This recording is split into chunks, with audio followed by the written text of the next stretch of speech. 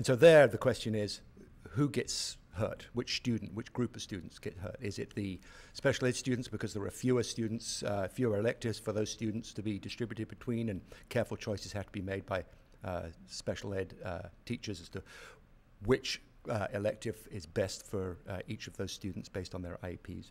Would it be the advanced students? Because if we took out, say, an AP class, that would allow us to maintain more of our electives and keep the whole reason for the department going. Would it be the international students who might lose the programming that we've tried to put in place for them? We'd seek some guidance for that. What would be, in the board's opinion, the best way to cut, and which classes should stay and which should go? So we really do hope that you will take a look at this, maybe think that by the end of next year, when there might well be some retirements coming up, that we could think then about whether money is going to be saved at the time that you were, as I understand it, seeming to propose that maybe more cuts would be necessary. But in the meantime, to fully support what we're doing to make sure that our kids are writing well, reading well, engaged in seminar-style classes, and doing all the things that we think they've been pretty successful at doing up to this point. Thanks. Thank you. Any other public comment? No. Okay. All right. So we'll be speaking on this topic shortly, but I appreciate the input. I also appreciate, just to acknowledge, I did receive a written packet with an extensive set of points, which I also appreciate. Any other public comment? No. Okay. Next up are presentations. This being the second meeting of the month, we just have superintendent presentation. Sure. So I have several items to address before we get to the three that are listed on the agenda. So to begin with, I just want to acknowledge a donation from the National Honor Society. They are donating 5 picnic tables from their fundraisers they've done this year to replace ones that were in need of kind of a refresh. And because they are an internal club and organization in the school, it's not an external donation that has to be approved by the board, but just wanted to acknowledge that donation. It's valued at around $800, so really appreciate that donation. And Ms. Goodall is the sponsor for NHS. So, also want to just mention, mainly for the benefit of the public listening, Sean Malone and I have been talking about how we publish our meetings on the town YouTube channel, and he's recommended to me that we set up our own channel so that our meetings aren't getting kind of congested in with all of the town listing of meetings. So he's going to generate that new channel, and we'll publish that on our website and correspondence going out on our social media. So the experience will be the same for the end user. It's just they'll need to go to our website to find that link moving forward. And I'm going to ask the town if they can publish our link on their site as well, if they're willing to do that. In your packet is a spring sports review from Mike Archer. He always does a really nice job of giving you a summary of the season we've just concluded. So he's done that for you again. So I just point that out. That is from Mike, and it's you know, a great celebration of many accomplishments over the spring season. As we've heard throughout, you know, their season, what great accomplishments they had. So that summary is there. We have 2 resignations that occurred today. I've notified you of both of them, but want to publicly acknowledge these individuals. Leah Tuffley has tendered her resignation effective later this summer. Leah's been with the district for 12 years in special services, so we appreciate her service to the district. And also Darcy Fournier has tendered her resignation and is moving on to a different position, and we wish her well in that move. And Darcy's been with us for 15 years, 9 of which I think as a teacher at ASA, and then 6 as the principal. So both of these individuals have given lots of service to the district, and their departures will leave a void that will be difficult to fill. So we appreciate both of you. So I don't know if the board wishes to go into executive session to discuss, particular the administrator resignation and process, or if you want to come back to that later in the meeting. We plan on adding that to the agenda. I'm not sure there's anything we have Okay. to discuss in executive session. Yeah. I think the appointment process we could discuss in public. Yeah. We could probably do that now. Yeah. There's just the stipulation in policy that a board member can request that it be discussed at a meeting if they wish. Yep. And since it's such new news, Short notice. yeah, I didn't know if you wanted to do that or if everyone wants Right. to just move forward with the public discussion of process. So maybe you can think about that for a few minutes while I go on, and we can Okay. come back to it when we get down to staff That sounds good. considerations. Yep. Okay. So, Sean, if you're listening, you can come on out now.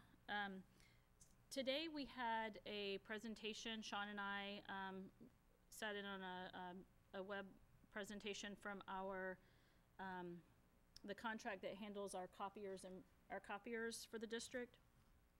The company is SPC, and basically they're a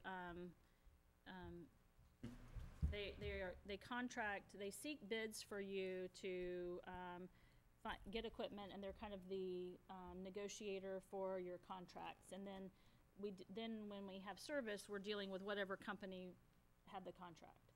So we've been in a contract with them for 4 years, heading into the 5th year next year.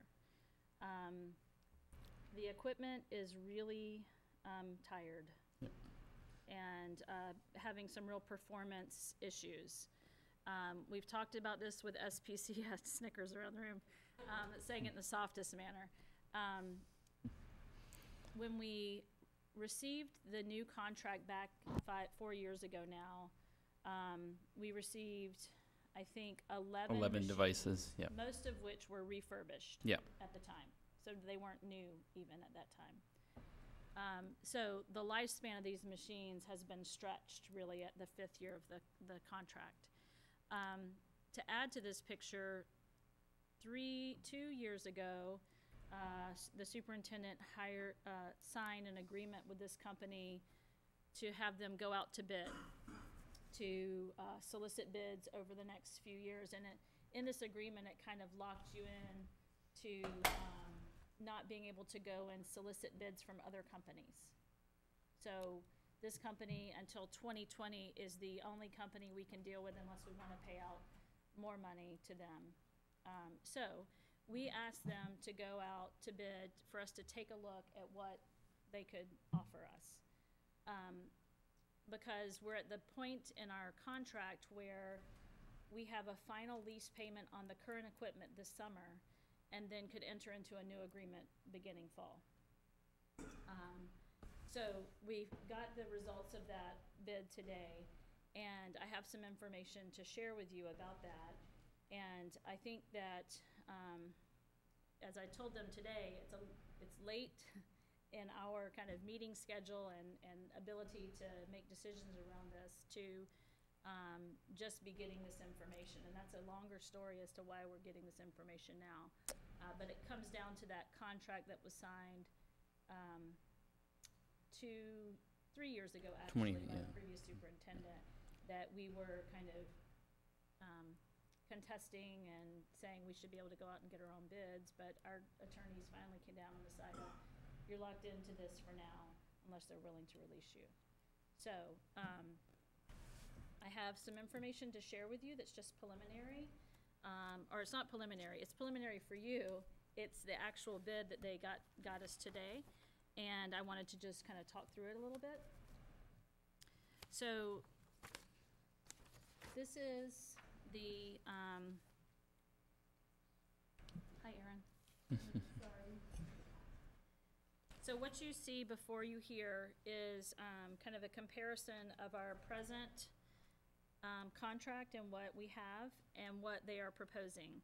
What Sean has talked with them about is to bring all of our printers under their contract in addition to copiers, so that we could have one service contract and one lease that included an update of all printers across the district and copiers.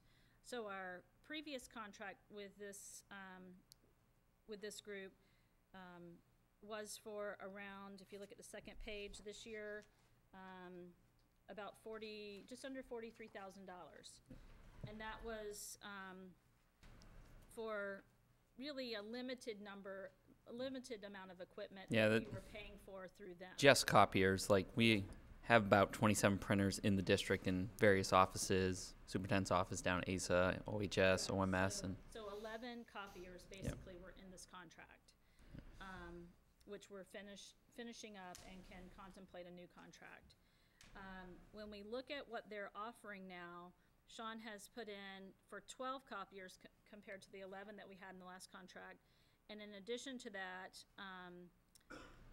4 color photocopiers and 15 printers. So a total of 29 units in this bid. And when you look at the comparison, the all-in cost of the low bid is, according to what they're saying here, about $10,000 less than what they're projecting we're spending now.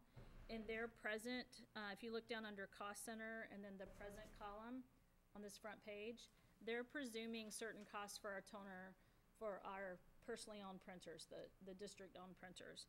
We don't think that's quite accurate. We think the actual all-in cost is somewhere around $47,000 for us annually right now. So when you look at their bids, the lowest one is $40,264. The highest one's $41,000, and that includes all toner for all printers and all maintenance, and all new equipment, yeah. as opposed to refurbished equipment. The big piece that's kind of really been the catalyst for this is really the lost instructional time. I know the teachers here can really empathize, I hope, is that the current copiers, they jam, and then the current contract with Xerox gives them a gateway of up to 2 days of business service. We came back and said we want 4 hours or less because of all that lost instructional time, the jam paper.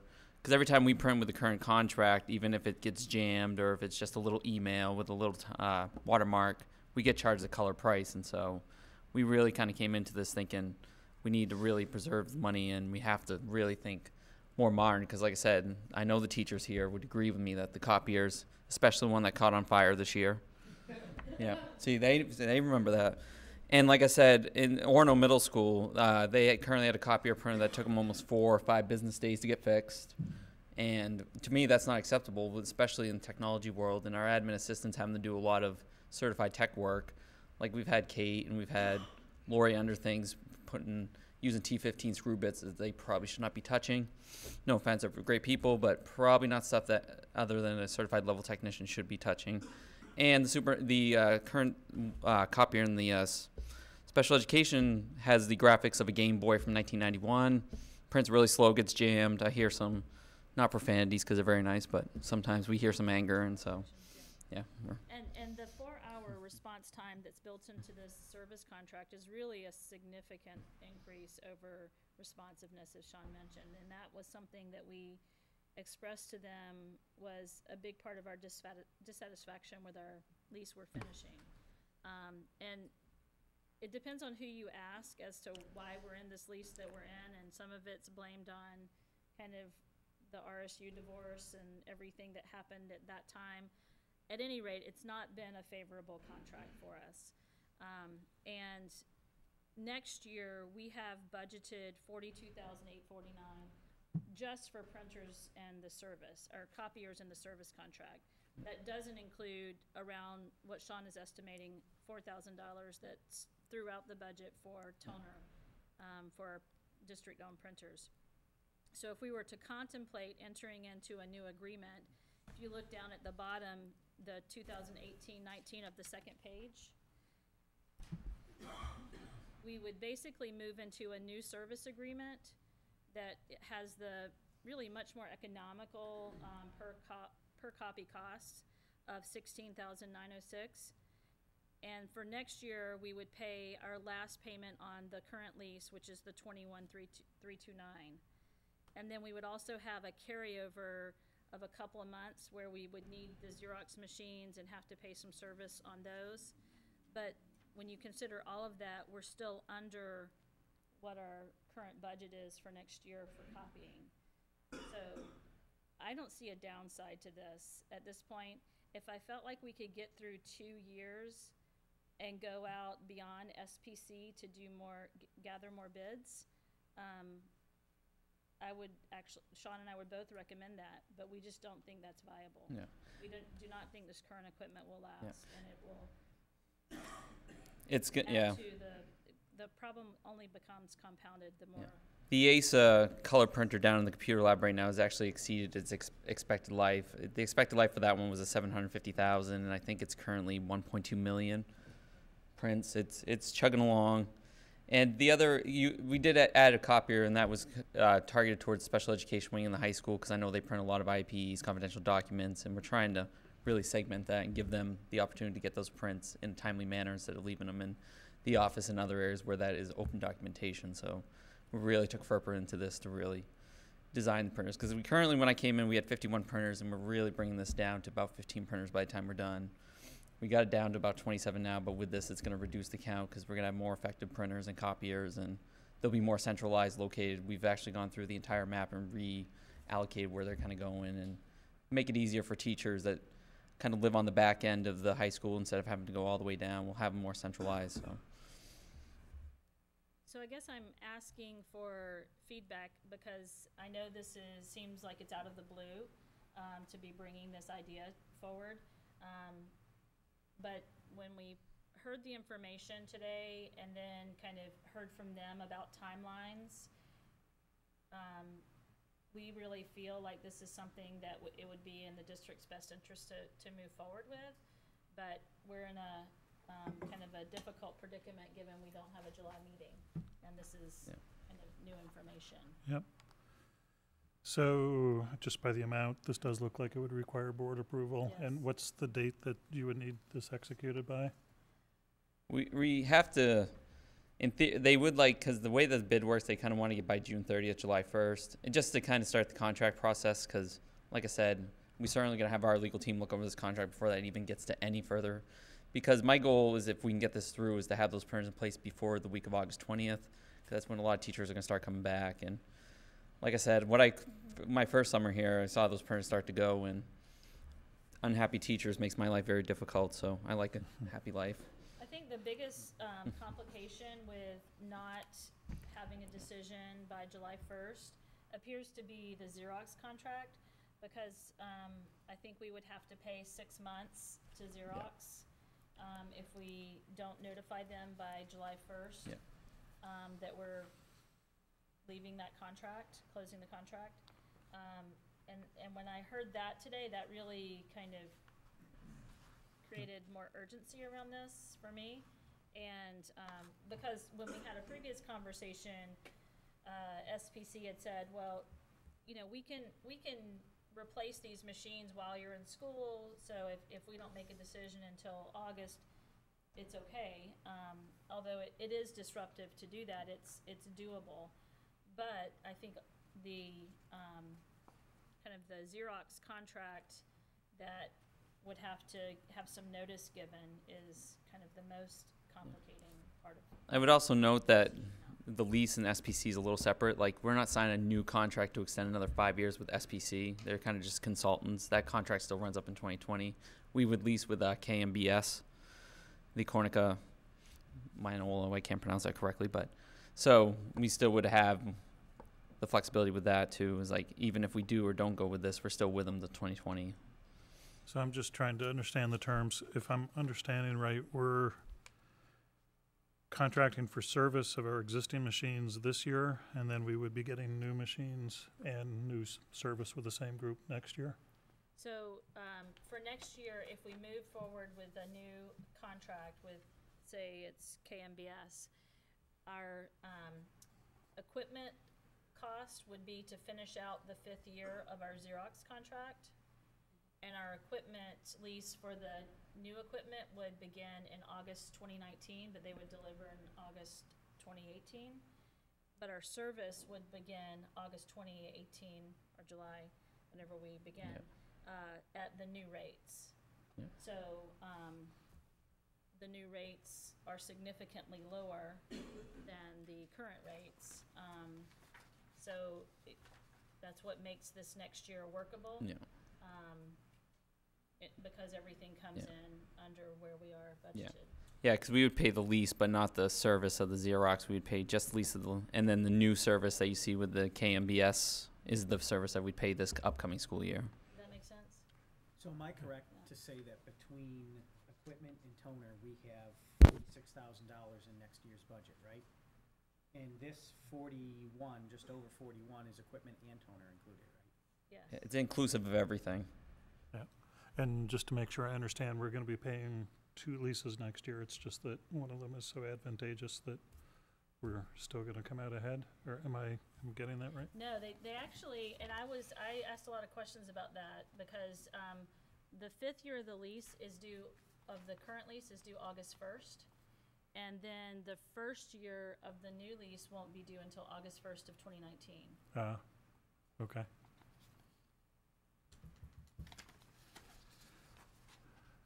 I mean, to me, it seems like a no-brainer. What are other people thinking? Yeah, I mean, I used to go to ASA to unjam the machines like every day, just to sort of help out, because I'd want to copy something for PTO or something, and they would always be jammed, and I felt like we should just have someone every day unjamming these machines because no one could use them. And a bonus Um, with this too that we were oh. able to include is the Google Print. We don't have to go through PDFs and all that. We'll do Google AirPrint. We'll do AirPrint by itself. We'll be able to set up some analytics to see who's actually starting to print what.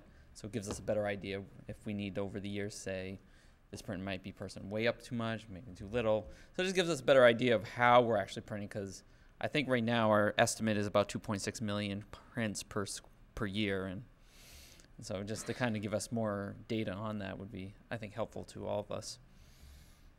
Do you need a motion from us, or what do you need? So to be able to move forward, I would need a motion. And just to kind of clarify something Sean mentioned about legal kind of review of this, there are 2 elements that I feel we would need to take to council to review. One is the initial kind of letter of agreement, and then secondly, it's the bond actually agreement that would be drawn up, since this is a municipal bond for the 5-year lease of the equipment. So, because when we talked with Drummond and Woodson, I don't know, several months ago about this consulting contract, they had some cautions for us as we thought about how to handle it, and I think it would be really important for them to review those documents to make sure that there's nothing in there that would negatively affect our flexibility moving forward. So the new company is called XPS, is that correct? It's, SPC is the consulting company. Yeah. Okay. But the company that is the low bid for actually providing the service is KMBS. KMBS is who we'd signed the contract with? That's right. Okay, so let me make a motion pretty specifically. So I would motion to authorize the superintendent to negotiate a contract with KMBS, and for the board chair, in his absence, the vice chair, to sign that contract if the terms are acceptable. Is there a second? I'll second. Is there any discussion? I just have a question. So we'd be on the hook with this new contract with KMBS, which is another 5-year contract, correct? But we're only have 2 years or 1 year left with SPC. Is that Correct. Well, SPC is the consultant. We have 1 year left with Xerox. What would happen is we pay the consultant. How they kind of bill is they bill for the They bill for the prints themselves. We pay them for the prints, and then we pay Xerox the lease, and then the lease for Xerox runs up at the end of next year, which would be if we were to, in theory, go beyond that. There's no warranty, no service, no guarantees. So if we were to finish Xerox contract for 1 more year and then want to go out to bid, independent of SPC, we would have to pay out the consulting contract, and that amount is about $10,000. Right, I understand that. So. I guess my question is when, I think this is fine, and I'm all in favor of doing this, but when our contract with SPC ends, is there anything that prevents us from trying to put this out to bid ourselves? I mean, do we No. need to renew So- with them? No, because like once 2020 comes, if we decide we don't want to do that, but we get into like year 3 and 4 of this lease and we decide this is junk, the printers aren't working, copiers aren't working, we would have the right to kind of be independent and go out to bid ourselves. Okay. That's why we were trying to really finagle this so that we were particular about not entering into a new contract with SPC, because when the contract in 2015 was signed, you were just halfway through the lease, and so we don't want to get into that. We want to make sure that the contracts and everything line up and that we are very cognizant of our efforts So moving there's forward. there's going to be nothing that's going to require us to enter into any kind of extension with SPC or an equivalent, even though we're still going to be locked into this. No, because they're just the consultants. What they do is they kind of build the company and then they get the cut from the company. Okay. So we directly deal with the company and they and the company work out. But after the 2020, they fall off and then we directly deal with KMBS ourselves. Okay. That's one thing that I plan on having Drummond and Woodson really comb through the contracts to Okay. ensure. And I can tell you that if Sean and or I are here, that we will not sign another agreement like that because it just limited the scope of a bid. And I just don't think that's in our best No. interest to do that. And I honestly think in this district we have intelligent enough people to know what a good quality copier and printer are rather than them telling us what a good quality and printer are. But in fairness, I think this is a really good set of bids that they brought us. Yes. So if we have a more positive experience through this 5-year, I mean, after 5 years, we might go back to them and ask them to do a bid as long as it doesn't lock us in. So maybe they'll change our minds about what they've offered, so. Hope for the best. And the lease with, or the agreement with KMBS is 5 years, is that what you said? Yeah. And is there any out partway through that, or are we locked in for 5 years? Sure, there's an out. Depends There's on how an much you want to out pay for it. After 1 year. After 1 year and then we give a 30-day notice. Okay. So like if we enter this, I think, It's a a very year. narrow window. yeah, so it would be 2019 and then 30 days. And then from we're that. locked in for 4 more years? Yeah. Okay. But I think I think in the contract, it would be that after 1 year, anytime after that. Oh, anytime It's not after. like 1 year, you have to do it 1 year after. I think you can do it after a year at any time as long as there's a 30-day notice. After a year with 30 days' notice. That seems pretty reasonable. All right, motion's on the table. Is there other discussion? All those in favor? Okay. Thank you. Thank you, Sean. So the other items that I have are on the agenda here. The comprehensive needs assessment, we've talked about this a couple of different times. I sent you the almost finished draft of our work.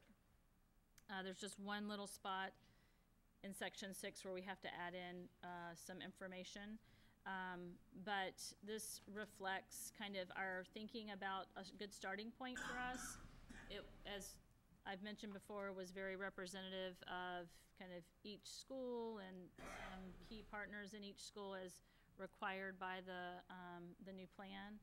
And I think that we all feel that it pointed out some areas where we want to improve data collection and the way that we can go and examine certain data points.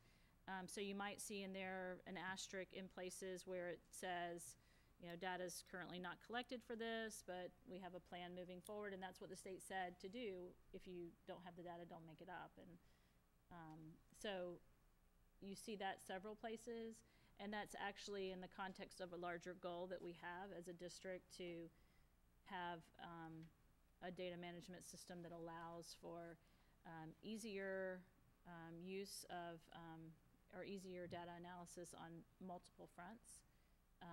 And we had to also make sure that the goals that were listed here are goals that can tie into our federal grants that we have, because the federal grants have to tie into this. So that it will work for that as well. And so I present this to you tonight kind of to solicit any feedback that you have prior to our submission. It's due by July 1st. And Mark was the board member on the committee. Sharon, Darcy, Heath, Reg, and you can see the other listed members. There were teachers, literacy coach, homeless liaison. Do you need any actual action on this or just want comments? Comment, I think, is the most important element to get. I don't think it hurts for us to have an action item to support the submission of it. Okay. Well, I'll go ahead and make the motion and then we can have a discussion. So I would motion supporting a submission of a version of the comprehensive needs assessment closely related to what's presented tonight with minor changes. Is there a second? I'll second. Okay, any discussion or comments or feedback? I guess my comment and feedback is that when we started this process, Meredith said there was really a couple ways we could go about it. One was kind of go through the motions and check the boxes off, and the other was to actually make it be useful for us. It's something that we could use moving forward, and she strongly encouraged option B, which I think is what you see before you. And I mean, I went through this over the last night and the morning today, and I think this is a pretty impressive piece of work that, despite me being the board member on there, I did nothing on this, so I don't want to claim any credit on this. Meredith and Sharon and the rest of the team really did, I think, a very impressive piece of work on this. There's a lot of good stuff in here, both in terms of data and plans moving forward, so I think this is great work, and everybody who worked on it should be soundly commended for their efforts, so I think it's great. Thank you, and it was very much a group effort. I mean, everyone that you see on that list had a hand in writing parts of this, so it was very collaborative. I would just second what Mark said. This looks like it represents a lot of good work, and I think I know a lot of numbers about the district, but I definitely learned a lot of things from reading this, and I think it did produce useful learning experiences, which led to useful sets of goals for the future. So I would also commend the work. This is not for the report or the discussion, but one of the things that made me think about is suspensions. Is a statistic. The board's not involved in suspensions, but just at a high level, I might be interested in seeing a longer-term trajectory of suspension sometime. That's just something I've never thought about or looked at as a board member. But yeah, along those same lines, it did seem that we had that 1 year spike in truancy rate too, which I wouldn't have thought. I mean, it's a year behind. It was 16, 17 data, I think, but that number jumped out to me as high when I was looking through it too. Any other comments? No, I mean, basically, if Mark is happy with the data, then I can't go any farther than that. It's kind of the data man. I think the whole document's impressive, but really there's a section in there on kind of like future plans and goals and what we're going to do, and there's some really concrete steps there that I think will be highly beneficial. So I mean, I think this is a perfect example of, it could have been just to check the boxes off, do what we need to do so we can submit this and qualify for whatever we needed to qualify for, and that's not what happened here. So I think that's a great thing. Any other thoughts? Okay, all those in favor of encouraging the submission? Great. Super. So the next item, I just wanted to have a short discussion about summer hiring. Coincidentally, we have the policy where the summer hiring parameters are listed under GCF. So if you want to reference that, in GCF, it outlines after the June meeting and 1 week prior to the meeting in August. There are two processes for hiring. And one is through kind of the 5-day memo approach, and the other is to call a special meeting. And the last sentence of that paragraph says that the default will be for administrators to be hired through special board meeting and all other staff through consent, kind of 5-day memo approach. And I just wanted to see if anyone had any thoughts or concerns. I do think that we'll need to call a July meeting. I hope it's July, I'm thinking optimistically, for a principal recommendation for ASA. And we have, 4 or 5 job postings right now. Others will happen, invariably they do.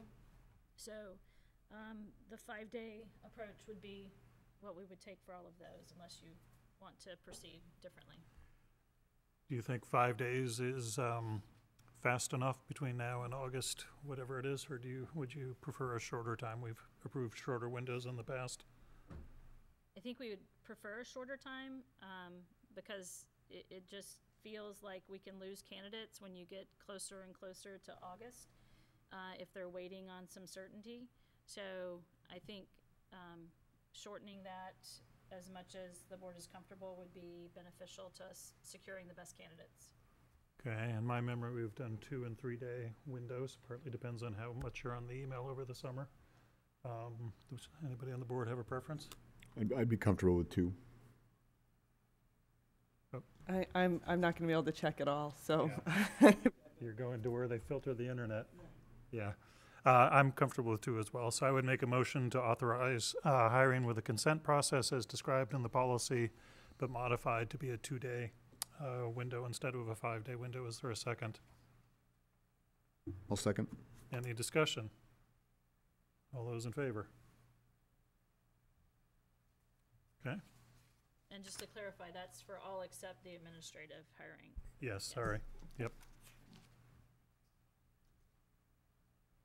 Okay, so the final item, I don't think I've ever had a superintendent report this long, I apologize, It's is. the end of the year. Yeah, we need to replace our student representative on the facilities committee. So when we handled that earlier in the year, when we were establishing that committee, we asked our student board reps if there was interest in serving, and I think there was interest with both reps, but one wanted to do it more and the other deferred to the one who wanted to do it more.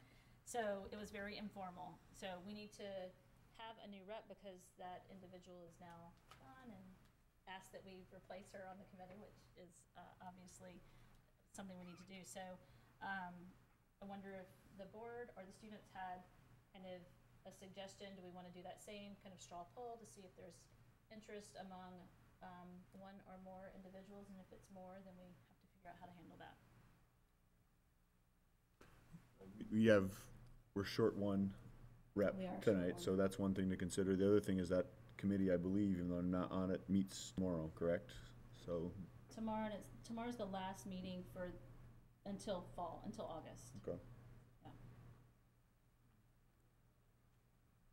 That's, You guys can add thoughts as well. I'm willing to go with the same process we had last time, as long as, I don't know, does anyone talk to Eli about whether he's interested in this? I have not. I know he's not available tomorrow night, though.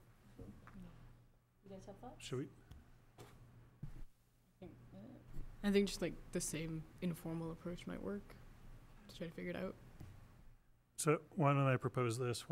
Since, I mean, it's technically an open meeting anyway, why don't I propose that you're both invited for tomorrow night and you can see what's involved? And I don't know if you can make it, but just consider yourself invited for tomorrow night, and then why don't we just do an informal process through the superintendent to get a recommendation in August before we have future meetings?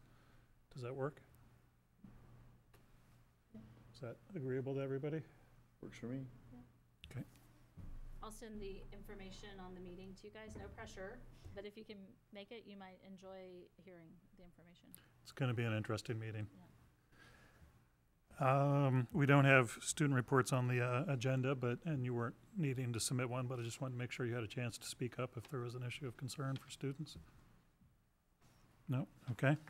Next up is discussion items, the English teacher vacancy part-time. So just so everybody's clear, I mean, Jim already spoke to it, but we have filled the 4 positions for several years now. We've had 4.5 FTEs, so that half FTE is not for what? I think it went up and down, but regardless, we've had 4.5 for some time. And at the moment, the 4 are filled, the half is not filled. We're in the hiring season, so the question before the board is whether to fill that half-time position. We looked at class size numbers last week, or 2 weeks ago.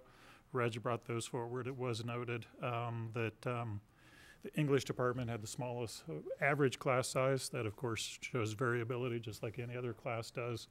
At the present time, it was also noted that not all students are registered, but of course that probably affects all departments to some degree. So, the decision before us, Sorry, go ahead. You have new data. oh, we have updated class size numbers here. Yep, okay. Thank you. It's in the board packet. And, Rich, do you want to come up so you can just speak to this new data if there are questions? so this is, we don't like to, it's not a position that's filled. It's not cutting a person, but we don't typically take cutting positions very lightly either. So this is why we have, we wanted to at least have some process across multiple board meetings. So we're considering this tonight. Any update on what percent are registered that this represents? I updated these yesterday, and so they would probably change. I expect to enroll 15 to 20 students over the summer. Okay. So, but as far as the ones that are currently enrolled, this is good as it gets for probably 3 or 4 weeks until guidance comes back into. Okay, and just doing the numbers in my head, those 20 students are probably all going to sign up for an English class. Right. There's about 26 sections, so might bring those numbers up by one seat. And also say they haven't yet gone through kind of a schedule each student's schedule to make sure they have signed up for an English, a math, a science. Right now it's just been student requests, assigning teachers sections, and making sure students have schedules, but they haven't gone through to make sure that kind of quality control piece. But Yep. So by default, the policy that we're potentially going to adopt tonight in GCF says if it's in the budget, by default the superintendent's authorized to go ahead. I think so it would take a board action if we did not want it to go ahead. Before I make any motions, I want to hear some discussion. I mean, I have to confess this is very hard for me. I love what we do in the English department. It is unique. It has been unique for a long time. I love our English teachers, and I think we deliver something unique and effective. At the same time, wearing the hat I'm wearing, I'm elected to represent the town and the taxpayers. And I think this town is very, very generous and actively desires and encourages small classes. But small classes does not mean, it's not infinitely small. It's obviously not one student per class. So this is not a case of black and white. This is a case of balancing and weighing things out. And I just have a very hard time. And, the other piece of context is just that the budget climate is terrible. The state has pretty much decided that they don't believe income tax. Traditionally, things in the state are funded by a three-legged stool of income taxes, property taxes, and sales taxes. And for the last 5 years, this state has decided that sales tax can never, ever go up for any reason whatsoever, and that income taxes have been actively cut. And that's put both towns and school boards in the position of either cutting services or raising taxes for years now. And in that context, I just, personally speaking for myself in good conscience, can't 11.2 students average per class, again, recognizing there's probably some classes in there with 25 students, and recognizing that if we fill this position, it's going to be much harder. I personally cannot, in good conscience, given the fiscal challenges that this district faces, fill that seat right now to make the classes as small as they are. I love small classes, but they are quite small. And I've heard it mentioned this is going to hurt recruiting, but I think it's probably important to note that if class sizes in Orono going up from 11.2 to 12.5 is still going to look like probably the best deal out there for anybody who's actually paying attention to class sizes. So I'm personally going to probably suggest not adding that halftime position for this year. It's a 1 year at a time decision. As you may recall in the budget, we are taking out a much larger amount out of our savings account than we do in normal years.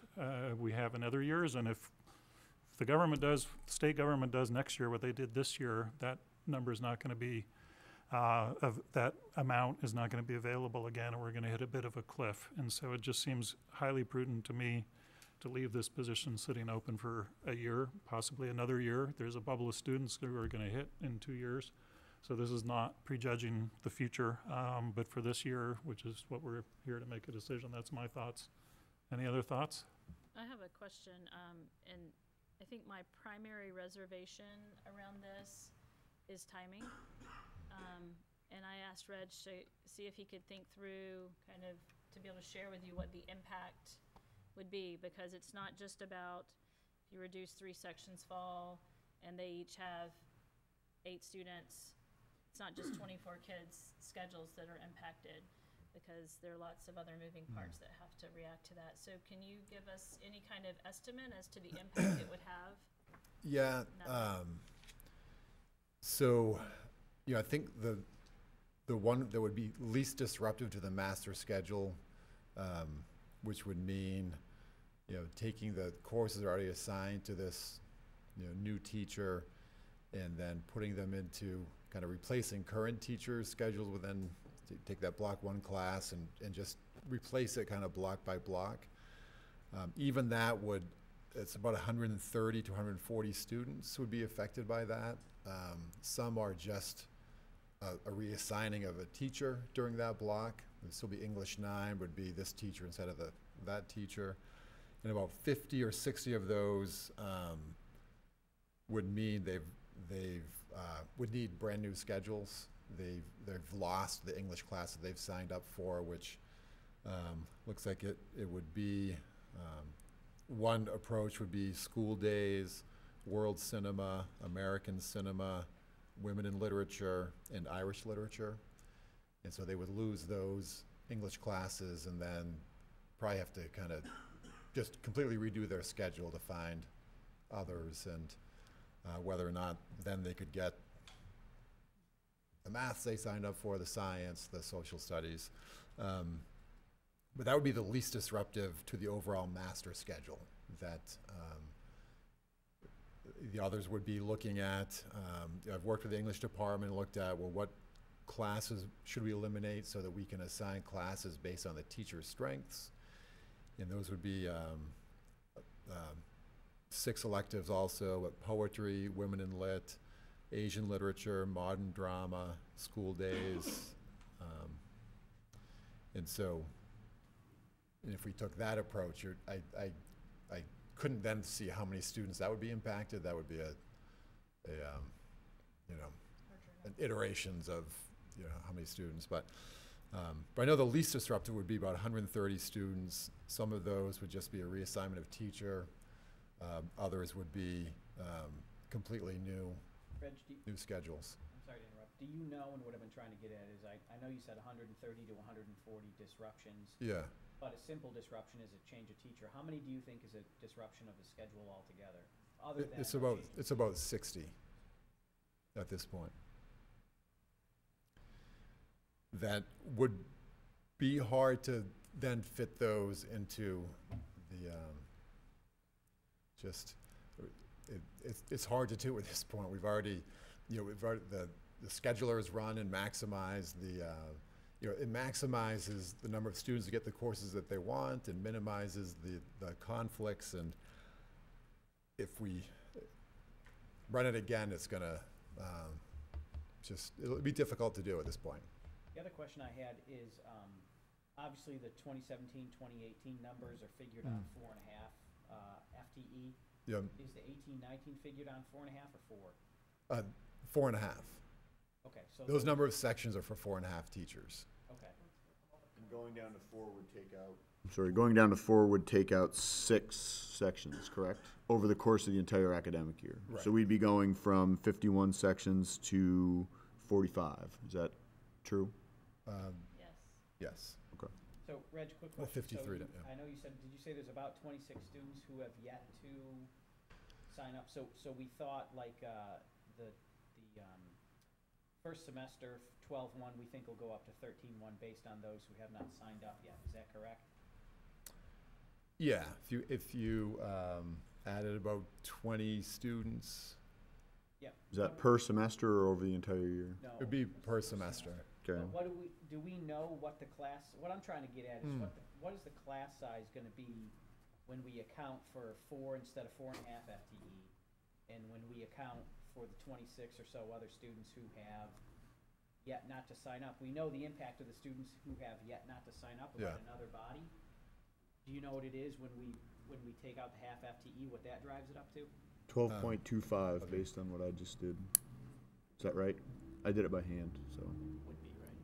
Yeah, so when you add in the additional 20, About 14.8, about 15. when you're adding in the additional 20, if you keep it at 25 sections for the fall, you'd be at 12.88. Yes, but we have to. If you take out 3 and add 20 to their enrollment numbers, you'd be at 14.6. So there's just a couple different ways to look at it.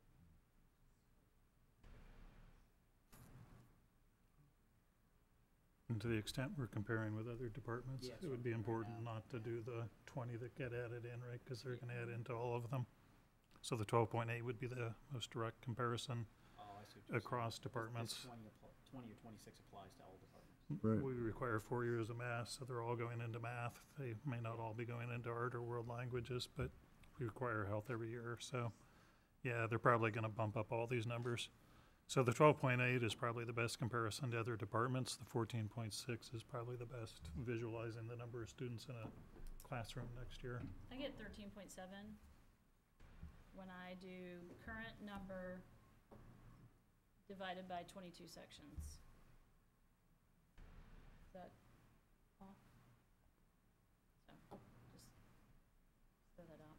I added the whole thing, so Yeah, okay. 302, Differently. 290, and then 45, because we're going from 51 to 45. But So what are we looking at, 13 what? Fall would be 13.7 at current numbers if you reduce by 3 sections. Well, Brian's point was the 20 has to get added. Comparing apples and apples on this chart.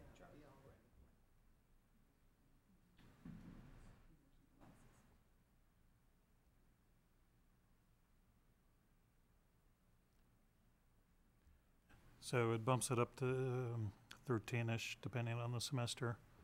Still makes it no longer the well, it would make it no longer the smallest department in every case, but one of the smallest in terms of number of students per teacher.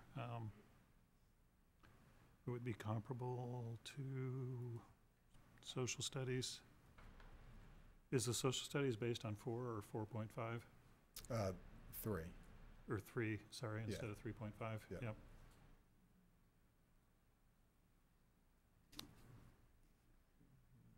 So the two things I think about are the 50 to 60 students affected, 'cause not to minimize the effect of a teacher change, but a teacher change to me isn't as big of a deal as a total schedule change. But then the counterbalance to that is, and we've had this discussion as well, it's much easier not to fill a position than it is a year later to cut a position. I hate to do that. That's kind of the balance for me.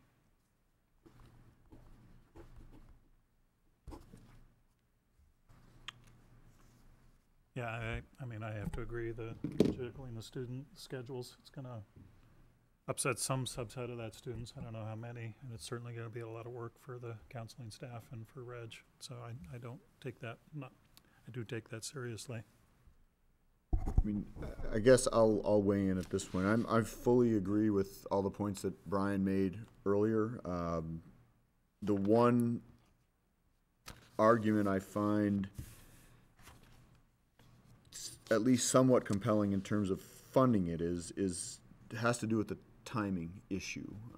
One is, I do think that 60 students having to make significant changes to their schedule is a relatively important number. Again, I'm with Jake. I think just switching a section to a different teacher, I don't see that as a huge change, but having to make significant changes in something you've planned, that's kind of weighing on my mind. The other thing I think that's weighing on my mind is the point in where we are in the process. I mean, I wish that we would have been able, I can say this, if we had been able to do this in February, then I would have absolutely, positively, without a doubt, not filled this position. Would not have been done, all right? And I wish that we would have been able to do it in February. We weren't, all right? It's now June. that is making me kind of, in some ways, at least think about funding it, but making it clear that it would be on a one-year basis, and that if the numbers in terms of student enrollment, both total enrollment at the high school and also average class size came in again the way they look right now, that next year in February that position would be the first thing that would go. Absolutely, positively, first thing. So I guess that's what I'm thinking about, even though I'm still leaning more towards not filling it.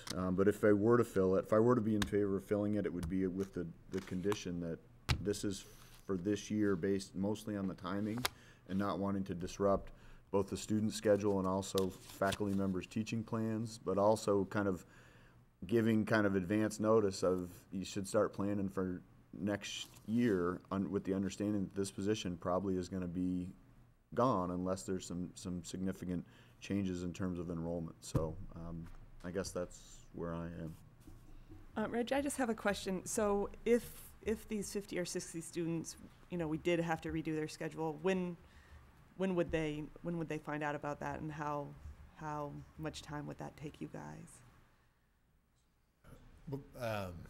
The guidance office is going to go on, vacation after this week, and so they're wrapping up. I don't think they would get to this piece until they come back pretty much one day a week over the summer. Yeah. Not all, they try to coordinate it, but so probably not until, it's obviously going to be urgent, but it would be mid-August probably that we would send new schedules. It would. Not just going to set us back, right? I think one of the things that we have to think about as a board is how are we going to respond to enrollment fluctuations across the district? We had some hard decisions and conversations around that through budget season with our 5th grade, with middle school, with social studies at the high school. And I think this is another example of that same dilemma, where we're 2 years away now from a larger bubble coming up to the high school. So I think the opportunity to realize savings is now. I think in a couple of years, we have to be open every year to looking at shifts as we have these enrollment fluctuations, which sometimes are significant. If they're not as significant, we can ride through, but we have some pretty drastic ups and downs coming up through our younger grades, and I think that's kind of a bigger discussion that we have to address as a group.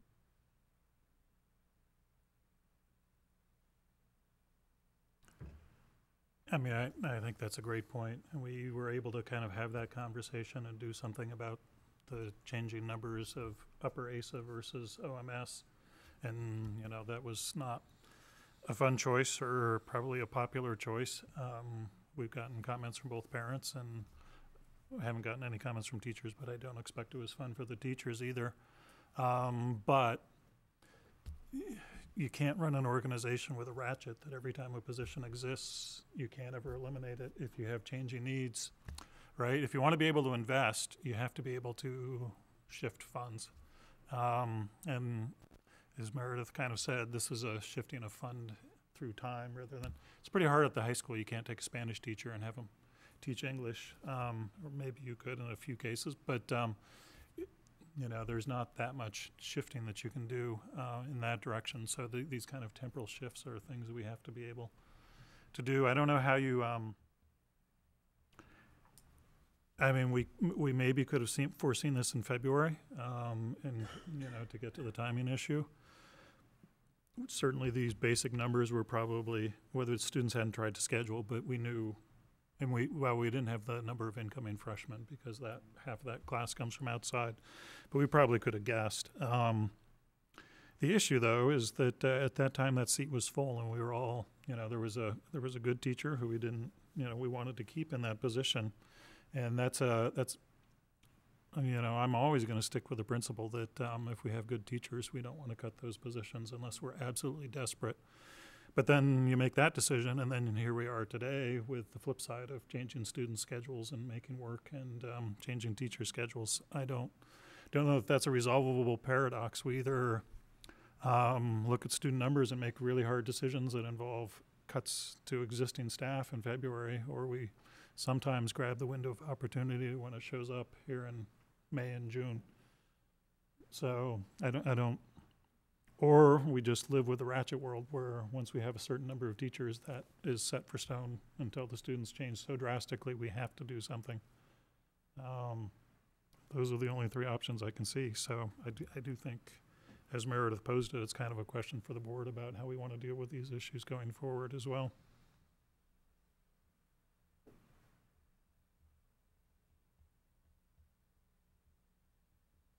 Other thoughts?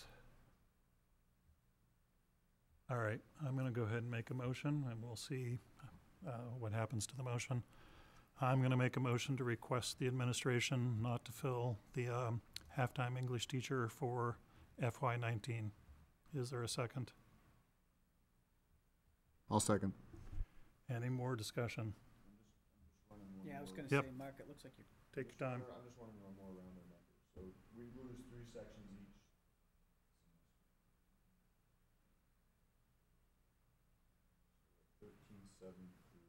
I have one more question for Reg while you're doing that. So the 50 or 60 students affected, or, you know, I know it was 130, but the 50 or 60 that will have to have their schedule changed, is that over both semesters, or is that all for this upcoming semester? Both semesters. Okay. Yeah. So would it would be 50 this time, or would it be like 30 Yeah, for what's the- this upcoming and then breakdown? another 50-50 30? or? It's that number total over the 2 Two semesters. semesters, okay. So is it fair for me to say that between 25 and 30 students will have to have their schedule drastically altered for this coming semester, right? Oh, to be for the fall semester? And then in roughly another 25, 30, but not till the spring semester, so there'd be time in front of that. They wouldn't be blindsided. I think Aaron and I are both trying to get to the number of impacted Yeah. students. It's really not something you can delay until spring semester. Yeah, we would do You it have all to come up with at the master once. plan for Yeah. the student schedule from the Yeah. start. So, but it's a good point, that it's Yeah. not Yeah, all just that- the it's not fall, as but blind- it's, the blinding work is, I for think, 50. happening at the same time to address the issues for fall Yeah. and spring.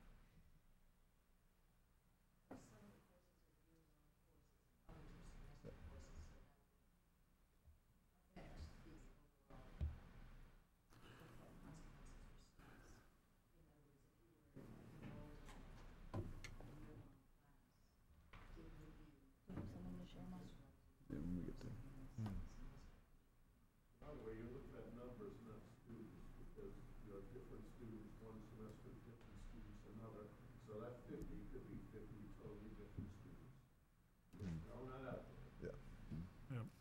Yeah, I mean, the only thing we know for sure is the number of impacted students is somewhere between 25 and 50, but if I had to guess, I think you're right, 30 is probably a good guess, that are going to see their fall schedule change, but also noting that the impact on the guidance office is going to be the complete impact. Yeah, Or the 130. yeah, right. So eliminating 3 sections each semester, not adding the 20 students in because we're not adding them into math or anything else. So as apples to apples comparison as we can. Removing 3 sections from semester 1 would result in the average class size for English going from 12.1 to 13.7 students. The average class size in semester 2 would go from 11.2 to 12.6.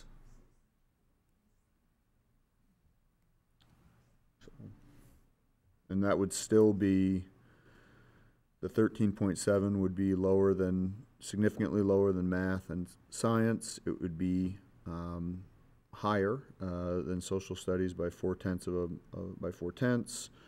That's in semester 1. Semester 2, it would be lower than math, science, and social studies by varying but still significant amounts for each of those 3. Other thoughts or questions? I have a question. Can I ask a question? Is that all right? Is that Yeah, it's not the norm, but please go ahead. Okay, I'm just wondering, as a person who, you know, taxpayer, didn't we decide this already in the budget? Like, didn't we make a budget and decide that there's 4.5 teachers that are gonna be in English? And now the board's gonna change that without input from the town? Or is this the input from the town? I guess I just don't understand the process of how it's happening. I mean, the town voted on a budget of 13 point, whatever it was, million.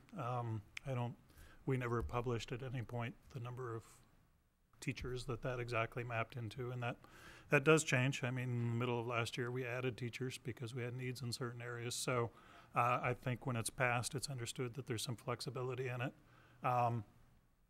Yeah, I do think it's a valid point that it's not ideal timing, but as I said, unless we wanted to be cutting people who are currently employees, this is the only time we could have the conversation. So different people can have different. Is now vacant? The position is now vacant, so that's, if it wasn't, we wouldn't be having this conversation. I would not cut an existing employee after the budget vote. I would personally, barring extreme circumstances, I can't imagine I wouldn't do that. It's just because there was a retirement and a vacancy that this opportunity's come forward. But ultimately, the way I look at it is when the town votes, they don't look at the budget and anywhere near that's a gross understatement, anywhere near the level of detail we look at it. Mostly the town, in my impression, is voting on whether they trust the process and the board or they don't trust the process and the board. So ultimately, it's a representative democracy, and I think the board has to take the hard decision one way or the other. Any other thoughts from the board, or are we ready for a vote? Can I ask one more question to Reg? Do you sort of foresee any student getting truly screwed over by this, like something happening that they're not going to be able to recover, that's going to sort of slow down their? Well, I mean, it's a possibility. it would be a loss of the 5 or 6 just these electives that there's only one section of them. They're all singletons, and so so in that sense they're losing those to choose from. Did you say it was would it be catastrophic? Is it? Yeah, like that they would, because you have to have 4 Englishes. Would they not be able to get an English in, or they'd have to lose something that they need? No, we would make sure they got what they needed for sure. But it is definitely a loss of. Any way you look at some of these classes, they're just very unique, and it was a real loss to not be able to offer them. Reg, how many electives in English do we offer over the course of the school year? How many of these 51 sections here are electives? Do we know that? About 25. Yeah. So 25 or 30. Yeah. And so getting rid of 6 brings that number down to 19 to 25, somewhere in that ballpark. Yeah. So they're still going to have students would still have a fairly large number of electives to choose from. Yes.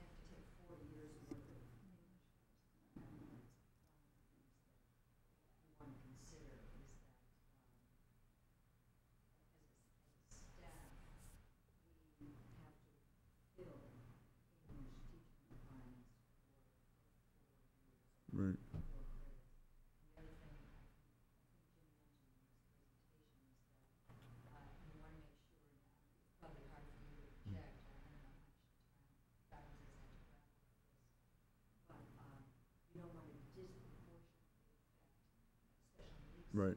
Right.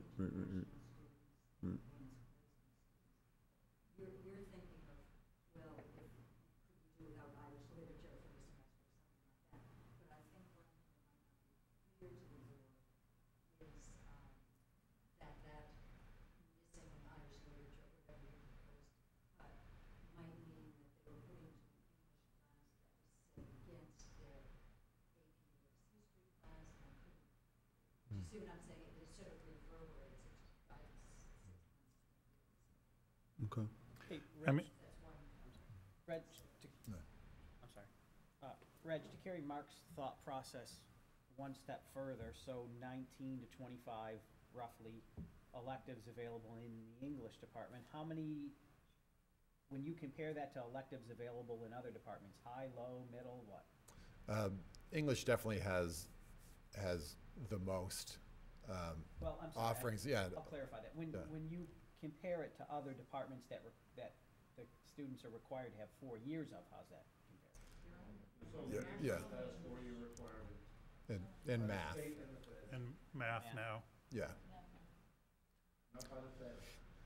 Yeah. Yeah, I know. but- You know, English, social studies, and science are the three that have the most electives. English is definitely the most of those three. I would say science and then social studies. So if we look at, let's just take social studies, for example, which I think would probably be, at least, and I could be wrong, but I would think that would be the closest comparison, recognizing that you only need 3 years rather than 4, but there's 36 sections listed for social studies. A department that we did remove a half-time position from during the budget process. So we've got 36, 36 sections there. How many of those roughly would you say are electives in social studies? So that gets harder because some are full year classes, AP Hugo, AP World, AP Government, so there's probably 3.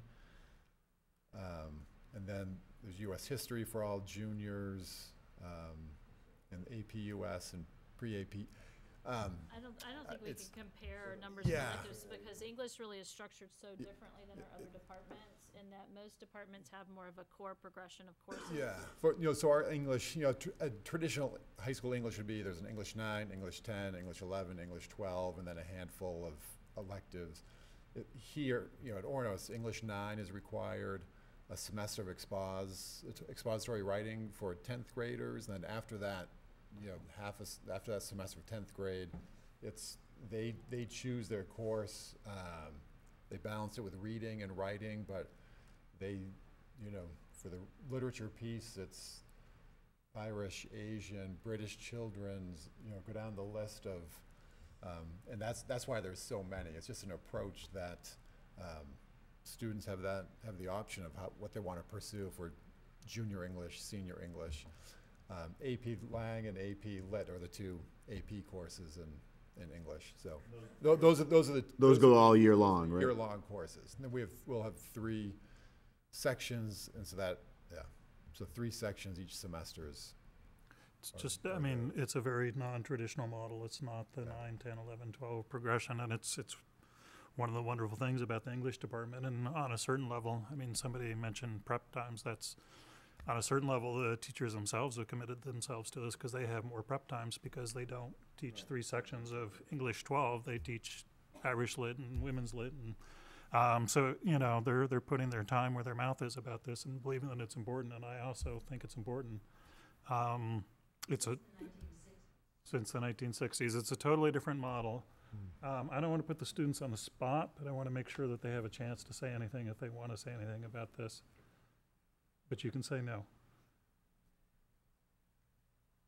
And I think that just the way that the English classes are structured at Orono, I personally was able to change my schedule. Instead of having a traditional 2 semesters of English each year, last semester I took 5 semesters of English so I could fit UDC in my schedule without missing out on AP US History or chemistry or anything like that.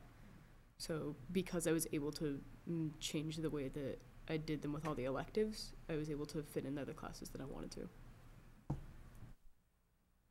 As someone who received their schedule and had 3 classes in it when I first received it, I think it can be kind of hard to have classes removed that you might have wanted to take or that could have only fit your schedule because other classes that you're required to take or that you need for credits take up that space. So it can be also hard for students to have a schedule that's already been made for them and they think they're going to go in the first day of school with, and then they get there and realize that they have to change it all or some of it because a class is no longer available for them. Thanks. So, I mean, I don't want to force the board to stop discussing, but we have a long meeting. I think unless there's information that we're missing, we should just take a decision. Do you, for my benefit, could you restate the motion? The motion was to request the administration not to fill the halftime English position for the coming year. So a yes vote would be to not fill the position. All right, last. One more question, and then I'm ready to vote. We've got this unique model that's been in place since the 1960s. As an outsider looking in, it would seem to me that removing, at least until numbers go back up, this half-time position, eliminating 6 sections, presents a difficulty to that model, but in no way prevents it from operating, that the model will still be able to work. But that's my assessment. Would you say that that's accurate? No, I mean, I think just when we take away any of these electives, it's going to have a negative impact on the English program. I mean, No, I understand that, and I It's agree still with that, but that's not the question I ninth grade, asked. XPOS, Yeah. and a bunch of electives, Yeah. right? That Right. basic model exists. The model can still go forward, it's just with less choice. I mean, again, that's what it seems to me. I mean, I know it's negative, I'm not disputing that. I think everybody here agrees with that, and I think everybody here recognizes that and then doesn't like that. But the model, the approach is not fundamentally threatened by this based on what I'm hearing here. But I guess that's what I'm asking. No, I mean, I'm the type of guy, we can make anything happen, right? You could give me and we can make, but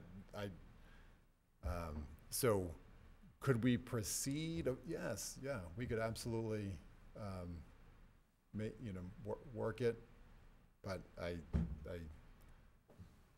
hope we don't. Right. No, I know you don't like it, and I know you don't want it. I just want to make sure that my assessment that we can still do it the way we've done it. It's just going to be a little bit less choice, and a little bit less maybe flexibility than we've had in the past, but we'll still be able to take the same fundamental approach. Yeah, it'll be less. Okay. Thank you. Mark, I can make one suggestion here. I think this kind of discussion should have been had probably 2 months ago, a month and a half ago. But we're here tonight, you gotta face it. The decision that you make is on your own. But I just wanna reemphasize here. We have a product at this high school. We're gonna put a dent in. The dent that we put in is such a recruiting tool. When the parents and guardians who come into Orono High School and say, what do you guys offer? The writing program, the critical thinking skills that this school offers, I've been here 18 years. It's special. How much of a risk do we want to take to lose $30,000 for a half-time teacher? That's the decision you guys have to make. But I just want to go on record here. We're going to put a dent in a program that is a supreme product. How much of a dent is it going to cost us? That remains to be seen. But I know from these people behind me, when we meet with parents and guardians, how much they appreciate this product, where our kids go, where we hear from our students who go off to Stanfords and the Harvards and everywhere else, how well these students can write, read, and critical think, is something that you probably don't see, but we hear it. So whatever decision you make tonight, that's the one you're going to have to live with, and as Reg says, we're going to have to adjust with. Okay? $13.5 million budget, we're talking $30,000. I wish earlier we could have had this collegiality and this collaboration earlier. We could talk to you face to face. We have 12.1 teachers per student average in the state. The only ones that are higher or lower are the schools that are higher on the U.S. News and World Report. I'm just saying, we're doing something right. This is on this board's now. Your conscience, not ours. But I'm going to say this tonight because I think this conversation should have been had probably late April, early May. Have someone come in, either the superintendent or a board member, and sit down with us in a faculty meeting or an English meeting and say, listen, this is what we're thinking of doing. What do you guys think? That didn't happen. I agree. I wish we could have had the conversation earlier too, because. I wish we could have too, Mike, but the problem is we didn't. So here we are tonight in an open meeting, which I appreciate, Brian, because you need to hear this. I'm not going to walk out of this building tonight and say, I wish I should have, I could have, I didn't. No, this is what I feel. And when I walk away tonight, as Ray said, we're going to adjust. There's gonna be a hit, there's gonna be a dent. Where that is, we'll find out. What are the savings? I didn't hear you quantify that at all. It What- does seem a steep price to pay for, what is it, would be 17, 18 grand for a half-time position? No, no, no, it's more No, than it that. depends on the level of seniority hired, and, you know, we argued last time, which I think correctly, we've been very successful at hiring great people into this halftime position, and that's part of what, so, but it's not 17 or 18 at that point, it's more than that for salary, and then there's benefits, and then That's around 30. it's maybe 30 per year. But, right, but then you have to start, as I say, this is really a question about across time too. So it's could potentially be multiple years. I mean, it's not too hard to get this up to 100,000 pretty quickly. It just depends on how long, depends on what happens with our students, frankly. And I just want to reiterate that for me, this is not in any way, an assessment of the English department, which is without qualification fantastic, doing a fantastic job. The people in it are doing a fantastic job. The model is novel, but I personally think is fantastic, and I have heard parents and children say nothing but the same things. So it's not about any of that. It's about the fact that we took a substantial six-figure hit against our savings account, and if we have to do that next year, which if you project business as usual in Augusta, we can't do that, and we're looking at cutting positions next year. That's positions of people who are live bodies working, our colleagues. That's what this is about to me. It's about the current fiscal climate and being prudent about taking opportunities among students and resignations when they show up, so that we're not in a much worse position next year. I know that's probably a hard thing to trade off current costs versus future, but that's kind of what the board is charged with doing. So for me, that's the only thing it's about, is future fiscal concerns that are very grave. And it's not about anything in the English department. Unless the board has another question or comment, I think we should just go ahead and vote. All right, so the motion is to request the administration not to fill the position.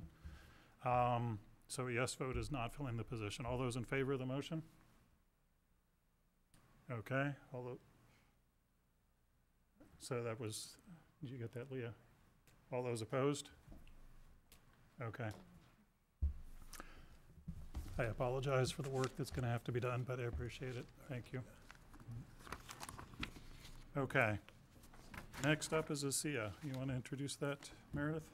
Yeah, so every summer we have to submit our federal grants, Title I, Title IIA, Title IV. Title I is for meeting the needs of disadvantaged and struggling academically students. Title IIA is around professional development, and Title IV is what they call well-rounded educational opportunities. It's a newer title.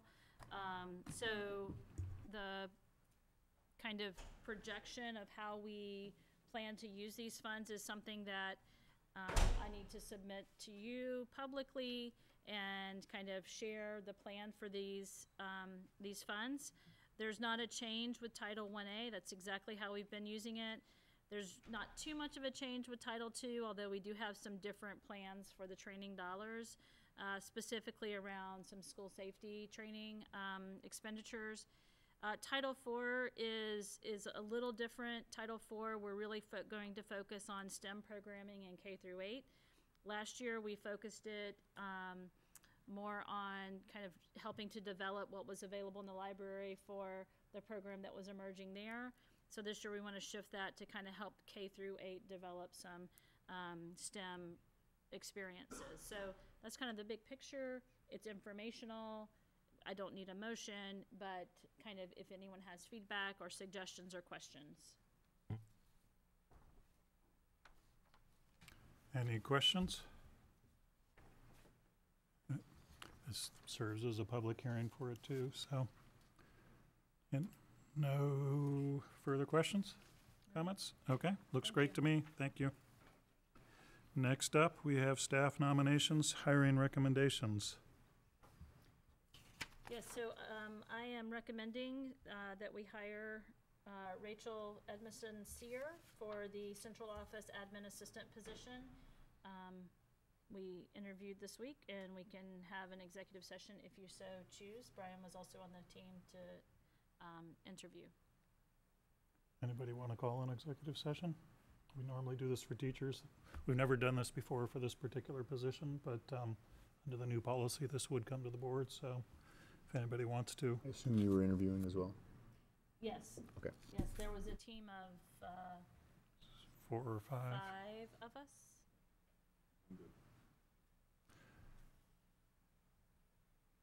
Okay, nobody wants an executive session? Happy to have one. All right.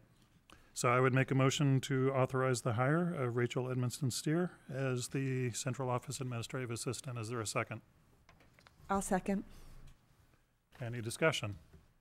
All those in favor? Okay.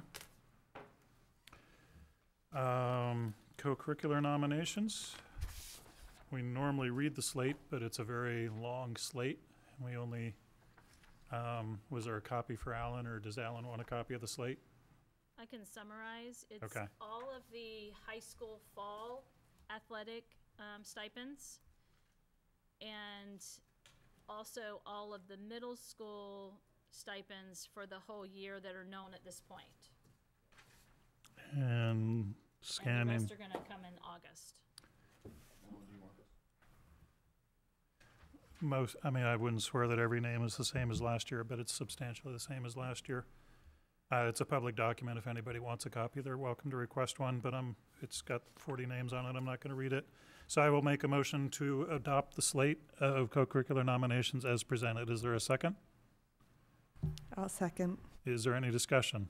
I've just got a question. I noticed there are some positions on here that, or some positions not on here that I assume will be on here, like an assistant for football at the middle school and some, like it's B basketball for both the boys and the girls. I assume those positions are there, they're just not filled. Okay, thank you. Any other questions or discussion? All those in favor? Okay. I think we said at this point, we would discuss the, do you agree, the principal hire? Yeah, oh, yes, sure, yeah, at the end of action items, yeah. So, Meredith brought up a good point. By the policy, she accepts all resignations except for principals do.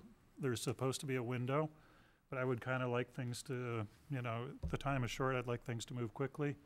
So I think I am going to propose a quick executive session in case anybody has a question about the resignation, so that we can go ahead and move on as if the resignation has happened. Is that so? Motion to go into executive session under 14056A, employment of personnel. Is there a second? I'll second. Any discussion? All those in favor? Okay, Yep. You want Darcy? sure.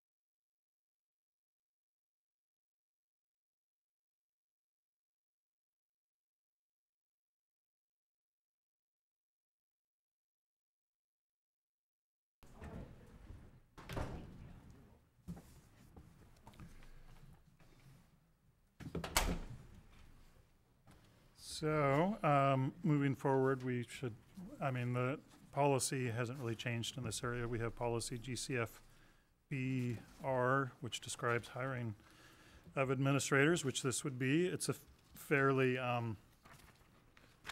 as defined, it's a fairly involved process. It's got 10 to 15 people. It's got 3 teachers, 2 board members, other administrators. The superintendent obviously is the search leader, 1 parent.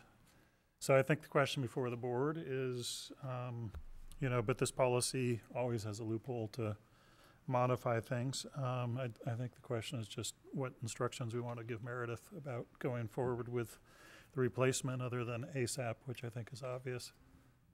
I just want, I know that we no longer formally accept resignations, but I do just want to take the opportunity while we're discussing this to thank Darcy for not only her 6 great years as principal, but also her additional 9 years prior to that on the faculty at ASA. I think, you know, having had children at the school pre her tenure as principal and then throughout her time there, I think it's clear to anybody who's been watching there's been significant improvements, and that's not all due to one person obviously, but she was at the helm for that. And I just, again, we don't accept them anymore, but if we were, I would just want to note that I at least personally would accept it with great thanks and also regret we're losing a really good person.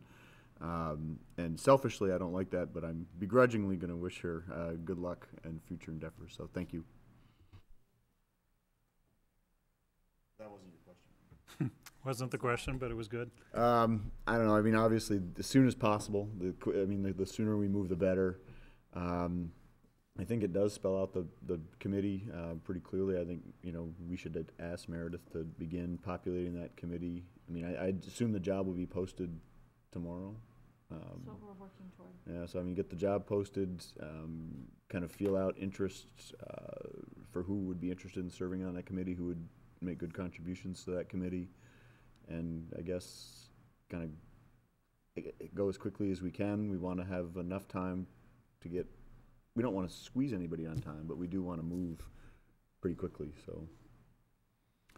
I guess one question I have for Meredith is, you know, it's always an option to look for a permanent hire or an interim. My thought is we're probably not so late in the summer that we need to think interim right now. We can think permanent, but what's your thought on that?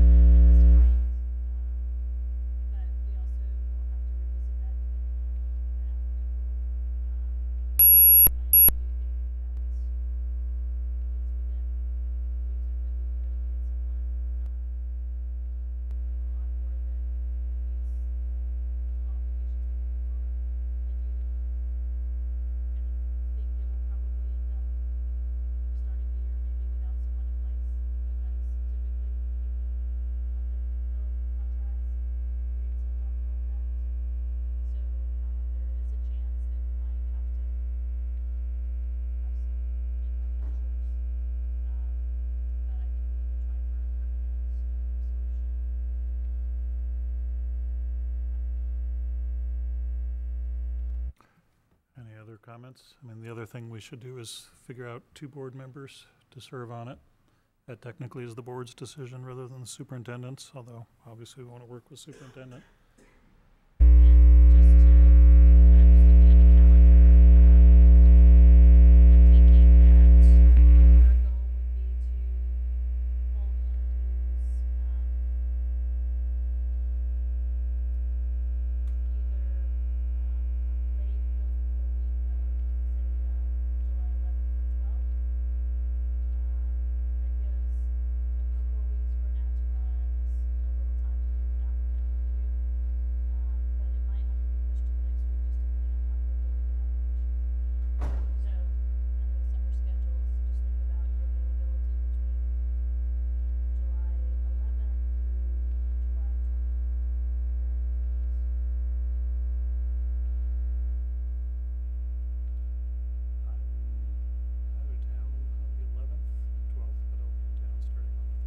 So I'm not a perfect fit, not a terrible fit. I don't know, you're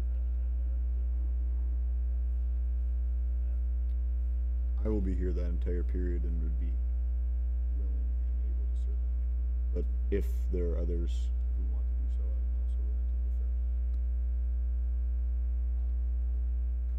But I'm happy to defer to you, assuming, Brian, that you're gonna do it as well, I'm fine with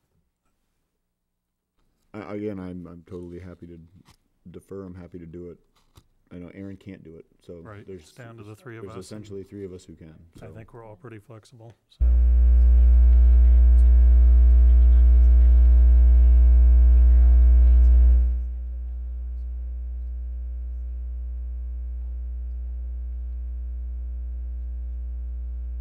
I'm fine with that. That often has happened that the availability of board members changes, so let's just leave it till closer to the date is fine. Yep. Anything else for the board to add on this topic before we move on? Okay, next up we have policies. So we have policy ACAA. The main changes are in D2 and D3. Looks like there was a typo that was fixed earlier in C2. But the only real substantive changes are in D2 and D3. And they involve uses of names. And we had we spent the entire policy subcommittee meeting last Thursday. Good hour discussing this. I think it's fair to represent this that the administration and also the teachers are comfortable with this. I think one thing that was important for the teachers was to recognize that mistakes can occur. And so we adopted language from the Maine Human Rights Commission's guidance on that topic. So inadvertent slips and honest mistakes will not be considered a violation of the policy, but a pattern of refusal to acknowledge a student's gender identity may be considered to constitute such a violation. I think it's not really written into the policy, but there's a strong recognition that changing software that produces class lists and things is an important part of this as well. So the two main changes in D2, we added the sentence that instead replaces the crossed out sentence that basically says when we're required by law to use the legal name, we will continue to do so, and gives the three examples currently in the law, which are standardized tests, official transcripts, or official reports by the district to a government agency. And then the other part is just adding on a list of things where we know we're not currently required by law: class rolls, yearbooks, grade reports, directory listings, et cetera, et cetera, et cetera. And then we did I guess the other changes we changed a should to a must in two places. So those are the changes. I would make, we'll have discussion obviously, but to get the discussion on the table, I'll make a motion to adopt the policy as amended. These are just changes, so we don't need a second read. Is there a second on the motion to adopt the policy as amended? I'll second. Any discussion? Is there a plan in place at all to change how our software looks at things, or is that something in the future? I know that's not about this policy, but. Yes, we've reached out to school to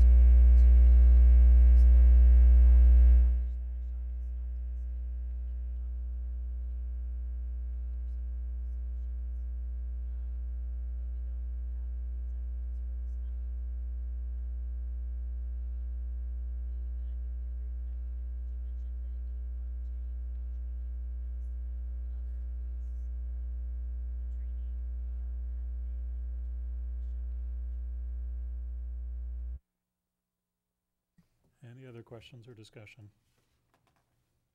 Okay, all those in favor? All right.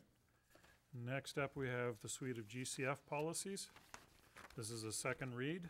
Can I just mention something about that last policy before we move on?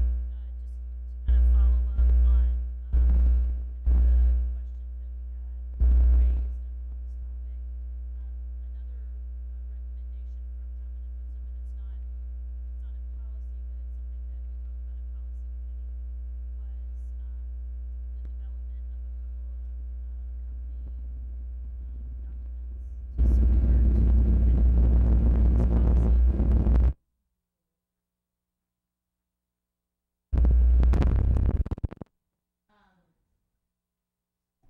So those two documents are, one, a template for plan development, for student plan development, because the language in the policy called for a plan, but not really any structure. So that's something that Drummond and Woodsum is helping us develop, following policy and law requirements.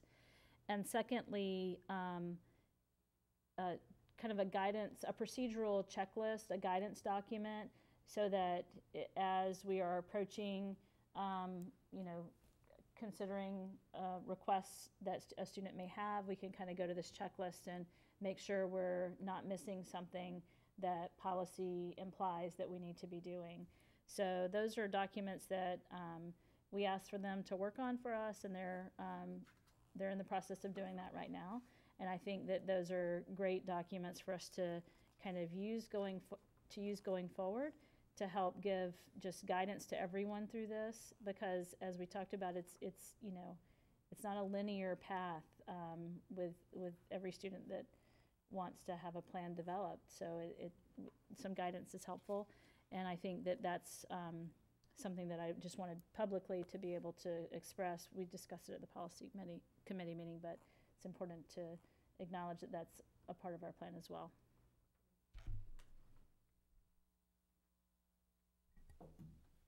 Thank you. So yes, lots of behind the scenes process work on top of the policy. So, Sorry, didn't mean to. no, that's good. Thank you for bringing that up.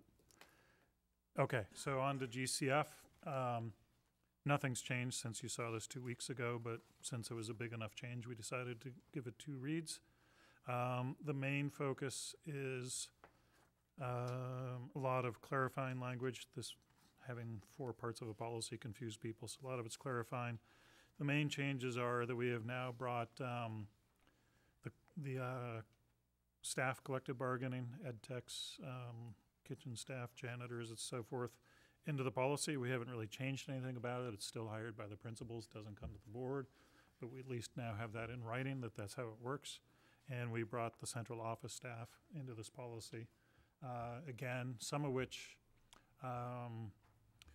only go through the superintendent and don't come to the board, and some of the positions that interact regularly with the board, like the administrative assistant or like the facilities coordinator, do come to the board for approval. The other big change is at the beginning of GCFR, so that's the 4th page. We made it clear about when the superintendent can run an ad for a position. Basically, if it's in the budget and the budget's been approved, they can start advertising for a position. But if it's a new position not in the budget, it has to come to the board for approval. So those are the changes. I would make a motion to adopt policy GCF and GCFR and GCFAR, GCFBR, GCFCR, and GCFDR as presented. Is there a second? I'll second. Any discussion? No real discussion. Just an editing cleanup in GCFAR. We've got seems like an extraneous 5 and 6 that we probably want to Oh, yes. axe. Otherwise, I'm good. Any other comments or suggestions? Okay, all those in favor?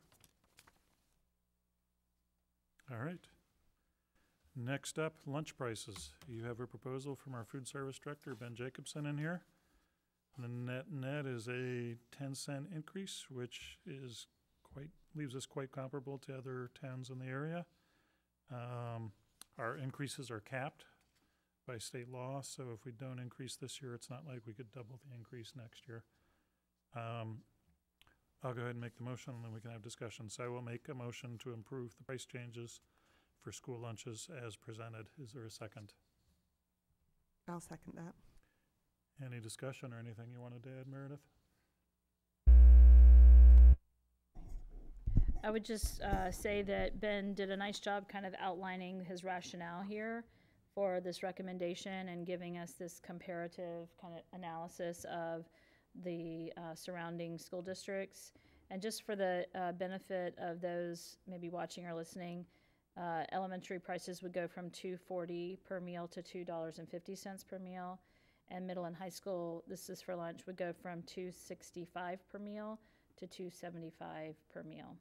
And then breakfast changes from 135 to 145 for all students. Am I correct in this would have no impact whatsoever on free and reduced lunch students? Okay, that's what I thought. Thank you. Any other questions or comments?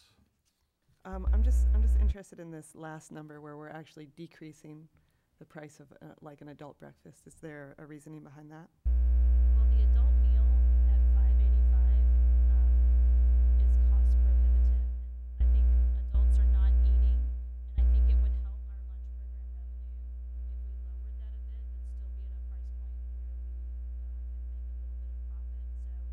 So it was kind of an odd thing that Ben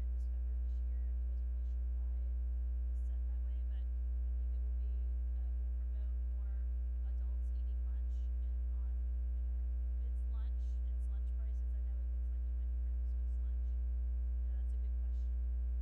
The other thing I would just say is, this even with this increase, it really requires a pretty sizable subsidy from the board and the district to help make the lunch program viable. So this does offset that liability by a couple of $1,000 to help this increase. Seeing no other discussion, all those in favor of the change? Okay. Next up are goals. So I'll just note it's 8 o'clock. We traditionally release our student reps at 8 o'clock. However, it's summertime, and I do think I would love to get your input on the next topic. So it's entirely your call. Stand up and walk away when you feel like we're wasting your time, but maybe, and to the extent, but I'd love to get your input. So by policy, the board adopts goals for each year. There's various opinions about the degree of awareness of those goals, but we're trying to be consistent in adopting them every June and communicating them. And they do end up driving board discussions. So, for example, we typically have some extra bandwidth in the fall compared to the spring with the budget season, and we have workshops and so forth around goals. So we had a workshop 2 weeks ago, last board meeting, and we did some brainstorming. We had some thought questions about how we do for student growth and achievement and strengths and weaknesses in the district and changing climate in the district. And this is kind of the starting list. This was not intended to be the final list. Personally, I think we could maybe still combine a few of these or add or drop one or two of these, but this is just capturing the list that came out of the brainstorming. These are for sure board goals in the sense that the board is responsible for them. Some of them, fiscal sustainability is really primarily a board goal, and administrative team goal, and some of these other things are goals across the district. So with that, I would open it up to feedback about, and the goal would be to edit these and then adopt a final set of goals tonight. So I'd open it up to feedback on the goals.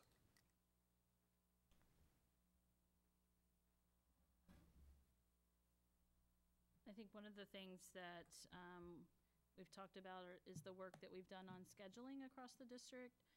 I think we've made some good progress. It's certainly not something we feel is done and we can check off the box and move on, but I'm not sure in terms of a board kind of macro goal that it's, I guess I would be curious to know where the board wants us to kind of focus energies there if we want to leave that in the realm of a board priority.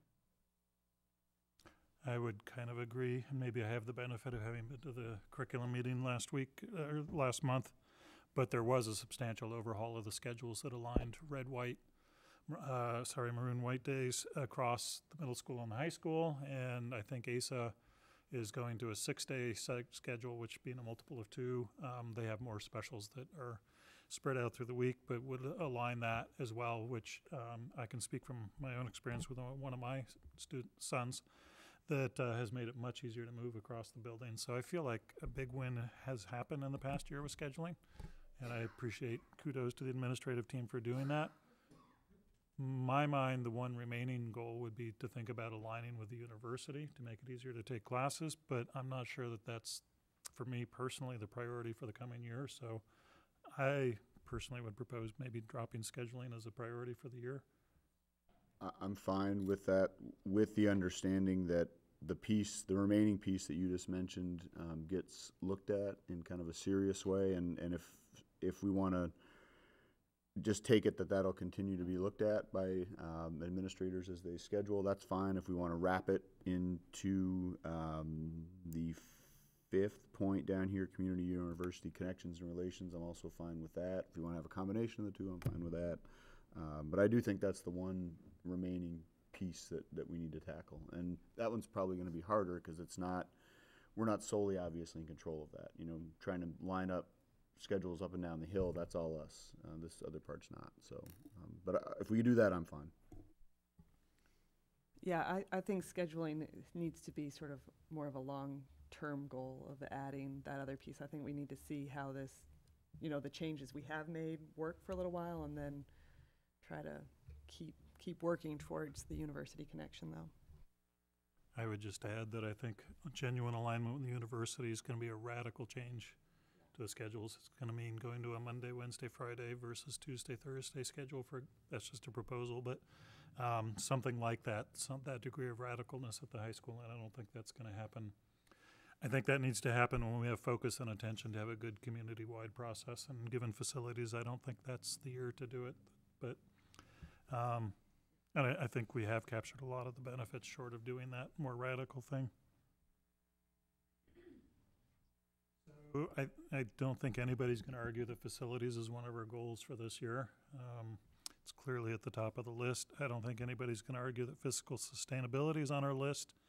I think I was the one who proposed it, but I would like to continue to foster just a view within the district across all the stakeholder boundaries, a notion of teamwork and collaboration. I think that got lost through some of the chaos of the last 10 years, and I personally think that we would benefit from improving that.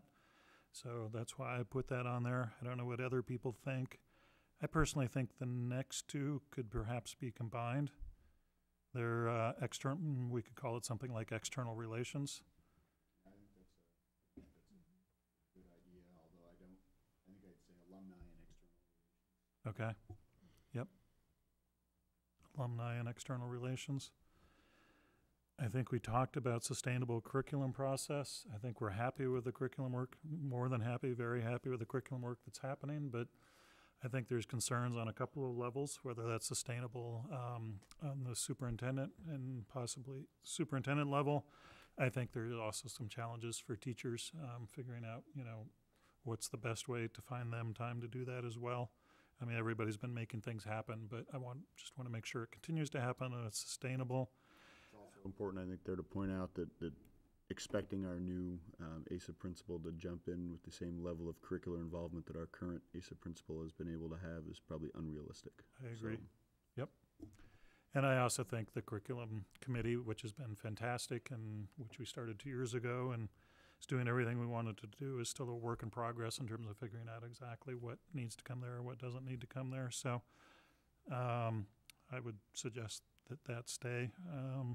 Continuing to hire excellent teachers. I think that's one we should think about. That's obviously a goal every year. So my question, if we wanted to include it as a goal for the year, is whether that's, well, it could become like fiscal sustainability that shows up every year, or maybe there's some specific process we want to go through around this. I kind of feel like we did that a bit last year. I'd be okay with dropping this one, but I'm curious what other people are thinking about that one. I'd like to keep it in just so it's explicit there, and I do think that there's some value to continue to explore the process around that. So I mean, I'm Okay. fine with keeping it, and if we're, by my count, if we're combining two that and dropping scheduling, that gives us down to 6, which I think is a perfectly reasonable number, recognizing that one of those 6 is the 800-pound gorilla that we have to deal with. Yep. So by my understanding, we now have facilities, fiscal sustainability, building cross-stakeholder teamwork and collaboration, alumni and external relations, sustainable curriculum process, and continuing to hire excellent teachers. People happy with that? I would like still somewhere in here to have a goal of trying to create like the habits of mind process through the whole, you know, trying to come up with some system where it can actually be created. Maybe not habits of mind, but something like that through all 3 schools. And I don't know if it doesn't seem to exactly fit into any of these categories.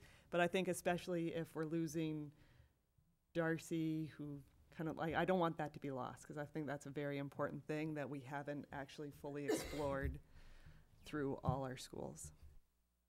It is one of the student growth and achievement goals, creating a growth mindset. I don't know. I know the curriculum committee has done some work on that. I was gonna say, I think it would fit under curriculum, I think, and also, you wouldn't really wanna see the different schools as cross stakeholders, but in some cases it's been that way. So I mean, I think part of it comes there too, but I think curriculum is the place for it. I would like it somehow a little more explicitly stated. added. I'm fine if it goes under one of the categories, but I'd like that to kind of be something that progresses a little bit this year, because I don't think we kind of added to that. What's your thought, Meredith?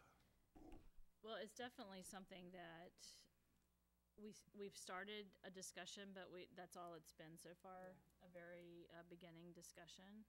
And I mean, it does fall under the focus that we had under the student growth and achievement goals. So, I mean, while I think it can be contextualized under a couple of these, I do think that stating it outright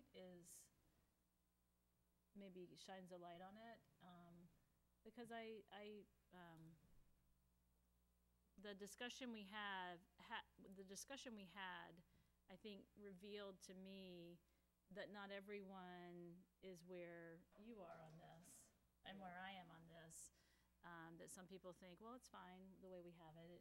Kids adjust and move through. And so I just think if that's a priority for the board, it might be important to communicate that through your goal.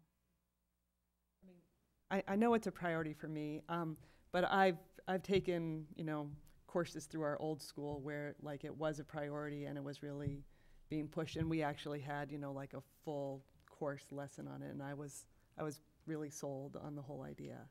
That I think that's what employers and that's what makes great community members later in life, is that stuff rather than, some of the other stuff. Yeah, so really it's developing a K-12 framework for habits of mind is a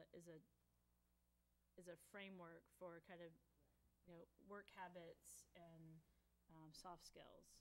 So it's developing a K-12 framework for that. Is there a phrase that I'm just having trouble coming up with the phrase? I mean, how about developing a K-12 framework for teaching a growth mindset to students? Well, it's not just growth mindset. It's Okay. bigger than that. It's more around kind of generalized habits. I mean, habits of mind is what it's what comes out of my mouth, but habits of mind is a very specific Social thinking. frame. Partly it's social thinking. It's right. But it is. About those habits, they're lifelong habits and skills. They're really the 21st century skills that we want to develop. It's really work habits and soft skills. If- I mean, and it's those things. In the language, if you were gonna look in the kind of leadership literature, it would be social and emotional IQ is what you'd be really talking. A lot of that would be under that. Not all of it, but a lot of it would be encompassed under that, so. Although that misses work habits. The older language would probably be character development, right? But I don't know that that's the phraseology that's used anymore, but. I'm sure that there is, and I've looked at it before, and now it's kind of. Well, I think it depends on your goal, because I think at ASA it's less about work habits. I think as you get further up, that it transitions to being more of a combination of work habits and kind of social frameworks. So I think it morphs into more work habits as we go up in grades. We as a board have recognized it's important because we talk about developing the whole student, right? That's a crucial part of that. So I mean, the question I think Aaron's trying to get at is, well, we see that a lot more explicitly spelled out and put into practice at ASA than we are at our other two schools. And how do we get something that works all the way through? And I mean, I agree with Aaron. I think it's important. And if she would like to make it a kind of a standalone goal and bust our list from 6 to 7, I'm okay with that. I kind of I mean, I'm just wanting something a little more uniform through I think each school has something definitely more developed at ASA, but that we're actually keeping the same language. I think that's important for reinforcing those goals. I mean, I kind of like it as a standalone goal too. You could slip it under a couple of others, but I think it dilutes those others. And we talk about it all the time at the board. I think it's been a success. You could call it soft skills. If you go back to our student growth and achievement goals, I think it does come under both the whole student and the student growth mindset. We could ask for a framework that addresses either of those two student growth and achievement goals or addresses soft skills. I think we're clear on what we're talking about. I don't know that we have the perfect wording.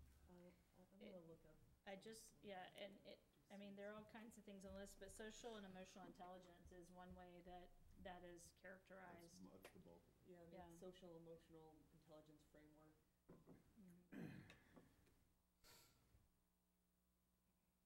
That includes career attributes, communication skills, social skills, people skills, character traits, attitudes.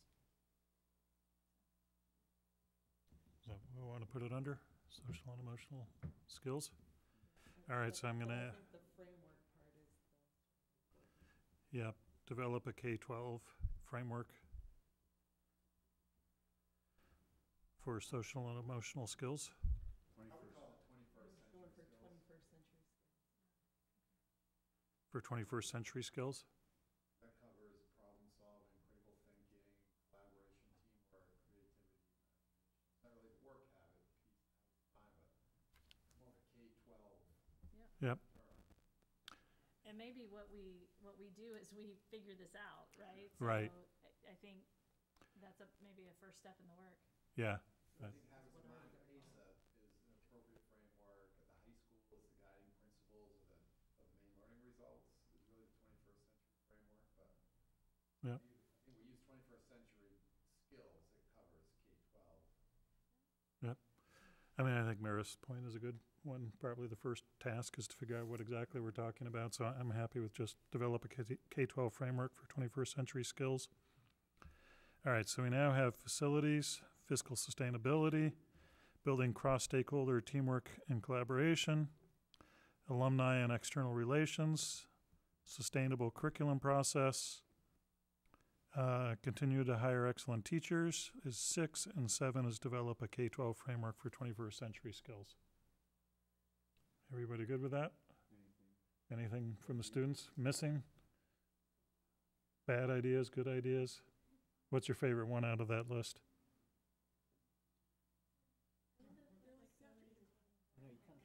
Facilities? Yeah. Yeah, they're off the clock. Shauna? Might I just say for 6, how about continue to hire excellent staff? Staff. If you're hiring a principal, you might want to hire an excellent principal too and be committed to that. And also, vote for excellent custodians. Right. Mm-hmm. Anybody prefer teachers? No. Okay. Excellent staff or employees, staff. Staff's good, I think. Yep. Okay. So I would make a motion that we adopt these as our goals for FY18 for the 2018-19 school year as we've discussed. Anybody, and is there a second? I'll second. Any discussion? Okay. All those in favor? And now you can definitely go. Thank you for sticking that out. Next up, we need to get money from the town, so we need to adopt this warrant. So I'm going to read it because it's important that it be precise. And all the board members should remember that we have to sign this before we go home tonight. Can we just do it now? We could pass it around and do it now too. That's fine. Okay. So I make a motion, or I move that the warrant for assessment of tax on the assessment schedule and notice of installments for the town of Orono, prepared by the treasurer for fiscal year 2018-19, be approved and be issued in form presented to this meeting, and that the treasurer be authorized and directed to deliver to the town of Orono its warrant for assessment of tax and its assessment schedule and notice of installments. Is there a second? I'll second. Notice that the details are on the second page. Is there any discussion? I did check. These are the numbers that we voted on. They have the $15,000 correction, it looked like to me, is that right? Yes, Yeah. yes, we verified against the adopted budget. Yep, okay. Any other discussion? All those in favor? Okay. Next up, subcommittee reports. This could be quick. Policy subcommittee, we're done till August or September. UTC, Yeah, no meetings right now. Spruce, Not till the fall. curriculum, no meetings. Facilities, we're meeting tomorrow. We're going to have a fairly strong discussion about getting the sense of priorities from that group, the facilities group. And then I imagine PDT's at a point where they kind of want some feedback on, they don't want to draft 32 options, which is fair enough, so they want feedback. This will turn them some feedback for PDT to do some work over the summer, and that's, I think, all going to start coming towards the board in the fall with additional involvement from the facilities committee as well. So given that we almost certainly are going to meet in July now, but given that we're not scheduled to meet till August 7th, when are we going to be able to give priorities to PDT? And what's the thinking on that? Are those priorities going to come out of this facilities subcommittee, or? Well, that's a fair question. I wouldn't describe it as detailed priorities. So what we did in the facilities subcommittee is we came up with a list of, I think it was 11 high-level categories. So parking lots and traffic flow is a high-level category. The performing arts and the tracks are high-level categories. Cafeteria is a high-level category. Classroom space is one. Meeting and collaboration space is a high-level category. So there's 11 of those. And we were just going to ask a ranking from the facilities committee. We certainly could get a ranking from the board too. And then not really going to set anything in stone. It would just give us PDT some guidance on what kinds of things to start doing pricing feedback to us. But if the board wants to have a say in that prioritization process, we could certainly arrange that too. I think at the very least, I'd like to see that ranking Okay. before it went anywhere. Okay. Yeah, I think what PDT is asking us for is, it's kind of one of those processes that we keep wanting to put the cart before the horse. And so for them to kind of show us some conceptual ideas, they really want kind of some help in knowing where to focus their energies in working on some conceptual options for us. And there are clear priorities that have emerged from the stakeholder feedback. There are clear needs that have emerged from the program and space needs analysis they shared with us at the last meeting. And there are needs that emerged from the engineering reports. Those are the three main kind of pieces of information we've received from them through this process. And so the facilities committee that's been kind of digging in deep to all of that, I think the thought is to have them kind of try to synthesize all that and put forward kind of their thinking around what it says to them so that the board and PDT can have that information to figure out how to move forward. That's where I see us with the facilities committee. But we can certainly schedule a board workshop, for example. I think we would need to have a board workshop, but I almost think that, we have to be careful when we begin to talk about this publicly at a board workshop. I think there'll be more questions than answers until PDT has the opportunity to kind of hear from us where we see this going, and for them to begin to kind of formulate some ideas to be ready to share at a public workshop. So, but it's hard to know the right sequence from this point. I hear what you're saying. Yeah, and I think PDT, has heard everything from where we want to do tear downs and rebuild build a K-12 school, all the way to, so that's the level of guidance that we're looking at giving them or not. But I think maybe just the appropriate next step is we will circulate the document that the prioritization that comes out of the meeting tomorrow night. And since, as Mark noted, we're going to be having probably a board meeting in July. If somebody wants that placed on the agenda, I'd be more than happy to hear that feedback. Sounds fun. And yeah, it's just, it's this iterative process where PDT doesn't want to tell us what to do until we tell them what to do, but we can't tell them what to do until we know how much things are going to cost. So it's been a spiral. We're trying to tighten the spiral, but I don't want to give the impression it's going to be a very tight spiral or very binding on the board. It's mostly a first cut of what kinds of things we'd like PDT to make proposals and cost estimates on. And I think probably some reality is going to intervene in that process tomorrow night. So a complete tear down and rebuild of K-12 is, I'm going to guess, not going to come out of that. Yep. So we'll just leave it at that. We'll circulate the priorities that are recorded, and it's up to the board's pleasure whether it appears on agenda at our next meeting in July. I just realized wellness wasn't on here. I promise I didn't omit that purposefully.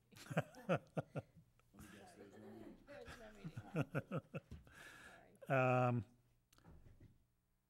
Any other business? Future agenda items? Our public is left unless somebody here wants to make a public comment.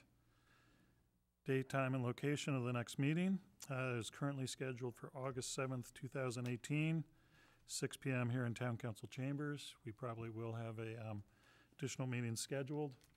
I will note I'm out of town for that August 7th meeting, but it's usually not a deep meeting. So Meredith and I were talking. We already have one 2 weeks later. I think it makes sense to go ahead. Mark did request, we have one on November 6th. Do we want to do that tonight? Would you like that resolved, or do you want to wait till August? It doesn't matter if we do it tonight or if we do it later on. I just wanted to throw it out there that I would really like that. So the schedule we approved 2 weeks ago had a meeting on November 6th, which is election night. Mark's probably going to be working that night, aside from the fact a lot of people are going to be wanting to watch TV. And because of Thanksgiving vacation, it's 3 weeks. No, it's 4 weeks until the next meeting. So we could actually move it to the 13th of November and have a 2 week buffer between meetings. So I actually think that probably makes sense. Why don't we just go ahead and do it now? Go ahead, because then we can line up the meetings with Yep. the town. properly. So I would like to motion to change the November 6th, if I got that memory right, to change the November 6th board meeting to a November 13th board meeting at the regular time and location. Is there a second? I'll second. All those, any discussion? I'm sorry, who seconded it? Thank you. Mark seconded. The only thing I don't have in front of me is the arts calendar. Oh, stomping on a, we did check that pretty carefully. But go ahead and vote, and we'll All right, deal with an issue if Well, it make that the default. presents. Yeah. All right, all those in favor? Okay, so for now, that's moved to the 13th. Okay, any requests for information or follow-up? And we now have a couple of executive sessions. So I will make a motion to go into executive session under 1 MRSA 4056A. This one is the investigation. Investigation of complaints. Is there a second? I'll second. Is there any discussion? All those in favor? Okay.